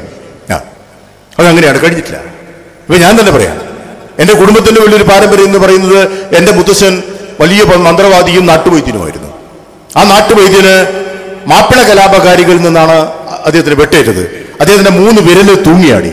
അത് തുന്നി ചേർത്തതിന് ശേഷമാണ് മുത്തശ്ശൻ പിൽക്കാലം ജീവിച്ചത്. പക്ഷേ മുത്തശ്ശൻ ഒരിക്കലും മുസ്ലിം വിരുദ്ധനായിട്ട് മാറിയില്ല എന്ന് മാത്രമല്ല, അദ്ദേഹം മുസൽമാന്മാരുടെ ഉത്തമ സുഹൃത്തായി തന്നെ പിൽക്കാലം നിലനിൽക്കുകയും ചെയ്തു. കാരണം അദ്ദേഹത്തെ വെട്ടിയ മുസൽമാന്മാര് ആളെ തെറ്റിയിട്ടാണ് ഇത് ചെയ്തത് എന്ന് തിരിച്ചറിയാനുള്ള നല്ല ബോധ്യം അന്ന് എന്റെ മുത്തശ്ശനുണ്ടായിരുന്നു. നമ്മൾ ഇങ്ങനത്തെ ഒരു സവിശേഷമായ ഒരു പാരമ്പര്യമുണ്ട്. പാർശ്വവൽക്കരണത്തിന്റെ വലിയ പ്രശ്നങ്ങളാണ് യഥാർത്ഥത്തിൽ മുസ്ലിം ജനസമുദായം നേരിട്ടുകൊണ്ടിരിക്കുന്നത്. ബംഗാൾ പോലുള്ള സ്ഥലത്ത് തന്നെ വയ്ക്കാം. 3-3.5 പതിറ്റാണ്ട് കാലം ഇടതുപക്ഷം ഭരിച്ചിട്ടുള്ള ബംഗാൾ എന്ന് പറയുന്നത് ഇന്ത്യയിലെ ഏറ്റവും ദീനസ്ഥിതിയിലുള്ള 10-14 ജില്ലകളിൽ എവിടെയാണെന്ന് ചോദിച്ചാൽ തീർച്ചയായിട്ടും അത് ബംഗാളിലാണ് എന്ന് പറയേണ്ടി വരും. അവിടെ നിന്നുള്ള ജനങ്ങളുടെ വലിയൊരു പലായനം നമുക്ക് ആലോചിച്ചാൽ അറിയാം. അവിടെ ഈ തരത്തിലുള്ള ഈ പാർശ്വവൽക്കരണത്തിന് അടിസ്ഥാനപരമായിട്ട് നമുക്ക് എന്ത് പ്രതിവിധിയാണ് നിർദ്ദേശിക്കുവാനുള്ളത് എന്ന് വളരെ പ്രധാനമായിട്ട് ശ്രദ്ധിക്കണം. ഇപ്പൊ രാഷ്ട്രീയ പ്രസ്ഥാനങ്ങളെ കുറിച്ച് തന്നെ എനിക്കറിയാം. ഇപ്പൊ അസാമിലെ കലാപത്തിന്റെ പിറകിലൊന്നും നമ്മൾ വിചാരിക്കുന്നത് പോലെ, പുറമേക്ക് കാണുന്നത് പോലെ അതൊരിക്കലും ഒരു വർഗീയ കലാപമായിട്ട് കാണാൻ പറ്റുകയില്ല. ആളുകൾ തീർച്ചയായിട്ടും കാരണം അന്വേഷിക്കുന്നുണ്ട്. എന്തുകൊണ്ടാണ് ഞങ്ങൾ ഇത്ര ദയനീയ സ്ഥിതിയിൽ ജീവിക്കേണ്ടി വരുന്നത് എന്ന് അന്വേഷിക്കുന്നുണ്ട്. അങ്ങനെ ഈ ദയനീയ സ്ഥിതിയിൽ ജീവിക്കേണ്ടി വരുന്ന ആളുകൾ അതിൽ നിന്ന് രക്ഷപ്പെടാനുള്ള മാർഗങ്ങൾ ആരായുകയാണ്. അപ്പോൾ ഒരുപക്ഷെ ആൾ പറയുന്നു ഇങ്ങനെ ത്തിലുള്ള ഹിന്ദുത്വ സംഘടനകൾ കൊണ്ടുവരുന്ന ഒരു സംഗതിയാണ്. ഇപ്പോ നക്സലൈറ്റ് ആചാര്യനായിട്ടുള്ള കനൂസ് സന്യാലിനെ ഞാൻ 90കളിൽ അദ്ദേഹം ആത്മഹത്യത്തിന് ശേഷം ഞാൻ നക്സൽബാരിയിൽ പോയിട്ടുണ്ട്. അദ്ദേഹം ജീവിച്ചിരിക്കുമ്പോൾ ഞാൻ അദ്ദേഹത്തെ കാണുന്ന സാഹചര്യമുണ്ടായി. അപ്പൊ അദ്ദേഹം പറഞ്ഞൊരു കാര്യമുണ്ട്. ഈ തെലങ്കാന എന്ന് പറയുന്ന സ്ഥലത്ത്, അത് കഴിഞ്ഞ് ആന്ധ്രാപ്രദേശിലൊക്കെ തന്നെ അക്കാലഘട്ടത്തിൽ ഈ പെസന്റ് കലാപം രൂപപ്പെട്ടു വന്ന സാഹചര്യത്തിൽ അദ്ദേഹം പറഞ്ഞത് അവിടെ അവര് നക്സലൈറ്റ് പ്രസ്ഥാനം അവിടെ പോയിട്ട് പ്രവർത്തിച്ചിരുന്നു. പക്ഷേ അവിടെ സാമൂഹ്യ നീതി കൊണ്ടുവന്നത് നക്സലൈറ്റുകളല്ല, അവിടെ സാമൂഹ്യ നീതി കൊണ്ടുവന്നത് മിഷണറിമാരാണ് എന്നാണ്. മിഷണറിമാരുടെ പ്രവർത്തനത്തിന്റെ ഭാഗമായി അവർ കൊണ്ടുവന്ന ആതുരശാലകളും ആതുരാലയങ്ങളും വിദ്യാഭ്യാസ സ്ഥാപനങ്ങളുമാണ് അതിൽ വലിയൊരു മാറ്റം ഉണ്ടാക്കിയെടുത്തത്. ആ മാറ്റം ഉണ്ടാക്കിയെടുത്തതിന്റെ ഭാഗമായാണ് അവിടുത്തെ ജന്മിമാരായിട്ടുള്ള ഹിന്ദുത്വവാദികൾ അവരുടെ അവകാശത്തെ ദളിത് ജനവിഭാഗം ചോദ്യം ചെയ്യാൻ കാരണമായി തീർന്നത് കന്യാസ്ത്രീകളുടെയും ഈ മതപുരോഹിതരുടെയും മിഷണറിമാരുടെയും പ്രവർത്തന ഫലമായി ആയിരുന്നു എന്നതുകൊണ്ടാണ് അവർ അവരെ ടാർഗറ്റ് ചെയ്തത് എന്ന് ആലോചിക്കുക. ഇവിടെയും എന്തുകൊണ്ടാണ് യത്തീം ഗാനകൾക്കെതിരായിട്ട് ഇങ്ങനെ ടാർഗറ്റ് ചെയ്യപ്പെട്ടതെന്ന് ചോദിച്ചാൽ, യത്തീം ഗാനകളിൽ നിന്ന് നോർത്ത് ഇന്ത്യയിൽ നിന്ന് ഇവിടെ പഠിച്ചു പോകുന്ന കുട്ടികൾ തിരിച്ച് അവരുടെ ദേശത്തേക്ക് പോകുമ്പോൾ ഉണ്ടാകുന്ന സാമൂഹ്യ മാറ്റത്തെക്കുറിച്ച് അവർ ഭയക്കുന്നു എന്നതുകൊണ്ട് കൂടിയാണ് യത്തീം ഗാനകൾ ടാർഗറ്റ് ചെയ്യപ്പെട്ടത്. അതിന്റെ സാമൂഹ്യ കാരണങ്ങൾ പഠിക്കണം, അതാണ് അതിന്റെ ലക്ഷ്യം. ഇപ്പൊ നമ്മൾ തന്നെ ആലോചിക്കും, നിങ്ങൾ നീതിക്ക് വേണ്ടി സംസാരിക്കുമ്പോൾ, മതേതരത്തിന് വേണ്ടി സംസാരിക്കുമ്പോൾ, അവകാശങ്ങൾക്ക് വേണ്ടി സംസാരിക്കുമ്പോൾ, അപ്പോഴാണ് ഈ തരത്തിലുള്ള വേട്ടയാടുകൾ ഉണ്ടാകുന്നത്.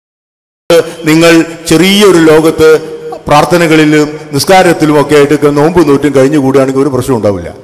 അതിനപ്പുറത്തേക്ക് നിങ്ങളുടെ നവോത്ഥാന പ്രസ്ഥാനങ്ങൾ സാമൂഹികമായ നവോത്ഥാനത്തിൽ വളരെ ബഹുസ്വരമായ ലോകത്തെ അഭിസംബോധന ചെയ്യുന്നു എന്നത് സത്യത്തിൽ ഇവിടെ ഈ നവ ഫാസിസ്റ്റുകൾ ഭയക്കുന്നുണ്ട്. പക്ഷെ ആ നവ ഫാസിസ്റ്റുകൾ ഭയക്കുമ്പോഴും ഈ ഫാസിസത്തിന് സമ്പൂർണ്ണമായിട്ട് ഇന്ത്യയെ കീഴടക്കാൻ കഴിയുമെന്ന് ഞാൻ വിശ്വസിക്കുന്നില്ല. ഒരിക്കലും ഹിറ്റ്ലർക്ക് ഒപ്പമാണ് മോദി എന്നൊക്കെ പറയുന്നതിനോടൊക്കെ വ്യക്തിപരമായിട്ട് എനിക്ക് യാതൊരു യോജിപ്പില്ല. കാരണം ഇനി ഒരു ഹിറ്റ്ലർക്കും അവതരിക്കാൻ കഴിയില്ല ലോകത്ത്, ഒരു ചെഗുവേരയ്ക്കും ലോകത്ത് ഇനി അവതരിക്കാൻ കഴിയില്ല.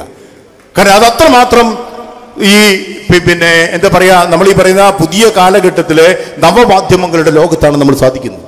കഴിയില്ല. ഗസ്റ്റപ്പോ അറസ്റ്റ് ചെയ്തത് കൊണ്ടുപോലെ മദീന പോലുള്ള നീതിയുടെ പ്രശ്നങ്ങൾ നമ്മൾ ചർച്ച ചെയ്യുമ്പോഴും ഗസ്റ്റപ്പോ സ്വകാര്യമായിട്ട് ആരും അറിയാതെ അറസ്റ്റ് ചെയ്തുകൊണ്ട് പീഡിപ്പിച്ചതുപോലെ ഇനി ഒരിക്കലും സാധ്യമാവുകയില്ല. കാരണം മറ്റേതൊക്കെയോ ഒളി നേത്രങ്ങൾ, ജനാധിപത്യത്തിന്റെ ഒളി നേത്രങ്ങൾ എല്ലാ ഫാസിസ്റ്റുകളെയും തോൽപ്പിക്കാൻ വേണ്ടി പരിധിയിരിക്കുന്നുണ്ട് എന്ന് വിശ്വസിക്കുന്ന ഒരാളാണ് ഞാൻ. അങ്ങനെ തന്നെയായിരിക്കും. അതാണ് ഇന്ത്യയെ സംബന്ധിച്ചിടത്തോളം എൻ്റെ ഏറ്റവും വലിയ പ്രതീക്ഷ. ഒപ്പീനിയൻ രേഖപ്പെടുത്തുവാനുള്ള പുതിയ സാധ്യതകൾ.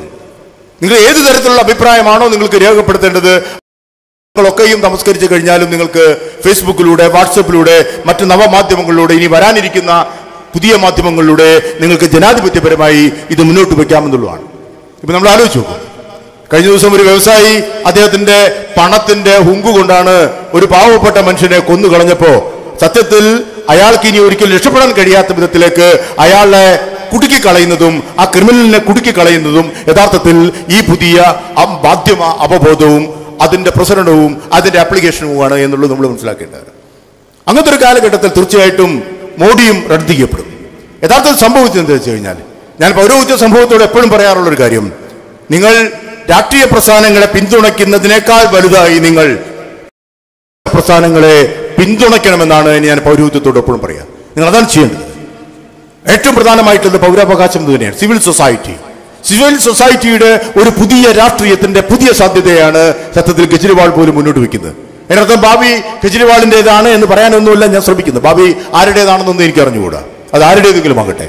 പക്ഷെ അത്തരത്തിലുള്ള പ്രസ്ഥാനങ്ങളെ പിന്തുണയ്ക്കുകയും കുറെ കൂടി തെരുവിൽ നിന്നുകൊണ്ട് സംസാരിക്കുകയും ഒരു ജനത നേരിടുന്ന അടിസ്ഥാന പ്രശ്നങ്ങളിലൊക്കെയും ഇടപെടാനുള്ള ഒരു ശ്രമം യഥാർത്ഥത്തിൽ പൗരോഹിത്യം നടത്തേണ്ടതാണ്. അവിടെയാണ് പ്രവർത്തിക്കുക എന്ന് പറയുന്നത്. യഥാർത്ഥത്തിൽ നമ്മൾ എന്തിനാണെന്ന് ചോദിച്ചാൽ പ്രവർത്തിക്കുവാനുള്ള ഊർജം സംഭരിക്കലാണ് പ്രാർത്ഥന എന്നാണ്. അവൻ്റെ പ്രാർത്ഥന അങ്ങനെ പ്രവർത്തിച്ചുകൊണ്ടിരിക്കുക, തെരുവിൽ നിന്നുകൊണ്ട് പ്രവർത്തിച്ചിരിക്കുക, എല്ലാ പാർശ്വവൽക്കരിക്കപ്പെട്ട മനുഷ്യർക്ക് വേണ്ടി പ്രവർത്തിച്ചുകൊണ്ടിരിക്കുക.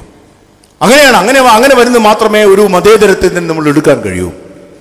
ബഹുസ്വരത എന്ന് പറയുന്നത് ഒരു മതരാഷ്ട്രവാദത്തിൽ പോലും, രാഷ്ട്രത്തിൽ പോലും ബഹുസ്വരത സാധ്യമാണ്. അല്ലാന്ന് പറയേണ്ട കാര്യമില്ല. ആത്മീയതയിൽ നിന്നുകൊണ്ട് തന്നെ ബഹുസ്വരത സാധ്യമാണ്. മദീന പോലുള്ള രാഷ്ട്രത്തിന്റെ പ്രവാചകരുടെ കാലഘട്ടത്തിലെ മദീന എന്ന് പറയുന്ന രാഷ്ട്രത്തിന്റെ തന്നെ വലിയ മുമ്പിൽ ഉണ്ടല്ലോ. ഇതൊക്കെ സാധ്യമാണ്. ഇപ്പൊ നമ്മൾ മോദിയെ ഭയപ്പെടുന്നത് എന്തുകൊണ്ടാണ് ഭയപ്പെടുന്നത്? ഹിംസാത്മകമായ രീതിയിൽ ഈ മതന്യൂനപക്ഷങ്ങളുടെ അവകാശങ്ങൾ കവർന്നെടുക്കുകയും അവരെ മറ്റൊരു രീതിയിലേക്ക് വളരെ മുന്നോട്ട് കയറിക്കൊണ്ടിരിക്കുന്ന ഒരു സമൂഹത്തെ വളരെ പിന്നോട്ട് തള്ളിമാറ്റപ്പെടുകയും ചെയ്യുന്നുണ്ടോ എന്ന ഭീതിയിൽ നിന്നാണ് നമ്മൾ ഈ മോഡിയെ ഇത്ര സംശയത്തോട് കാണുന്നത്. പക്ഷേ അങ്ങനെ ഭയപ്പെടേണ്ടതില്ല. കാരണം മഹാഭൂരിപക്ഷം വരുന്നത് മോഡിയില്ല. ഇവിടുത്തെ സോഷ്യലിസ്റ്റുകളും ഒക്കെ തന്നെ ഐക്യപ്പെടുത്തി നിർത്താൻ കോൺഗ്രസ് പോലുള്ളൊരു ദേശീയ പ്രസ്ഥാനത്തിന് സാധ്യമാകാതെ പോയതിൻ്റെ പരാജയം കൂടിയാണ് മേയുടെ രാഷ്ട്രീയത്തിലേക്ക് ഇത്ര ശക്തമായി കടന്നു വന്നതെന്ന്. കേവലം 38% വോട്ട് കൊണ്ട് രാഷ്ട്രത്തിൻ്റെ നായകത്വം പോയി. അപ്പുറത്തുള്ള വോട്ട് എന്ന് പറയുന്നത് ജനതയാണ്. അത് മുഴുവൻ ജനതയാണ്. ആ ജനത പുറമ്പോക്കിലേക്ക് നിൽക്കുകയും ഇവർ അധികാരം അവര് കവർന്നെടുക്കുകയും ആ അധികാരത്തിന്റെ തണൽ നിന്നുകൊണ്ട് അവർ ഈ തരത്തിലുള്ള ന്യൂനപക്ഷങ്ങൾക്കും എതിരായിട്ടുള്ള പ്രചരണങ്ങൾ നടത്തുകയും ചെയ്യുന്ന ഒരു സാഹചര്യത്തിൽ ഈ വ്യത്യസ്തമായ ഈ ബഹുസ്വരതയെ അന്വേഷിക്കുന്ന ഈ ആത്മീയമായിട്ടുള്ള ഈ കൂട്ടായ്മയുടെ ഭാഗമായി നടത്തിയിട്ടുള്ള ഈ ശ്രമത്തെ അഭിനന്ദിച്ചുകൊണ്ട് ഇനിയും SKSSFന്റെ ഈ നവോത്ഥാന പോരാട്ടങ്ങൾക്ക് എല്ലാവിധത്തിലുള്ള ആശീർവാദങ്ങളും അഭിനന്ദനങ്ങളും പിന്തുണയും ഒക്കെ രേഖപ്പെടുത്തിക്കൊണ്ട് നിർത്തുന്നു. നന്ദി, നമസ്കാരം.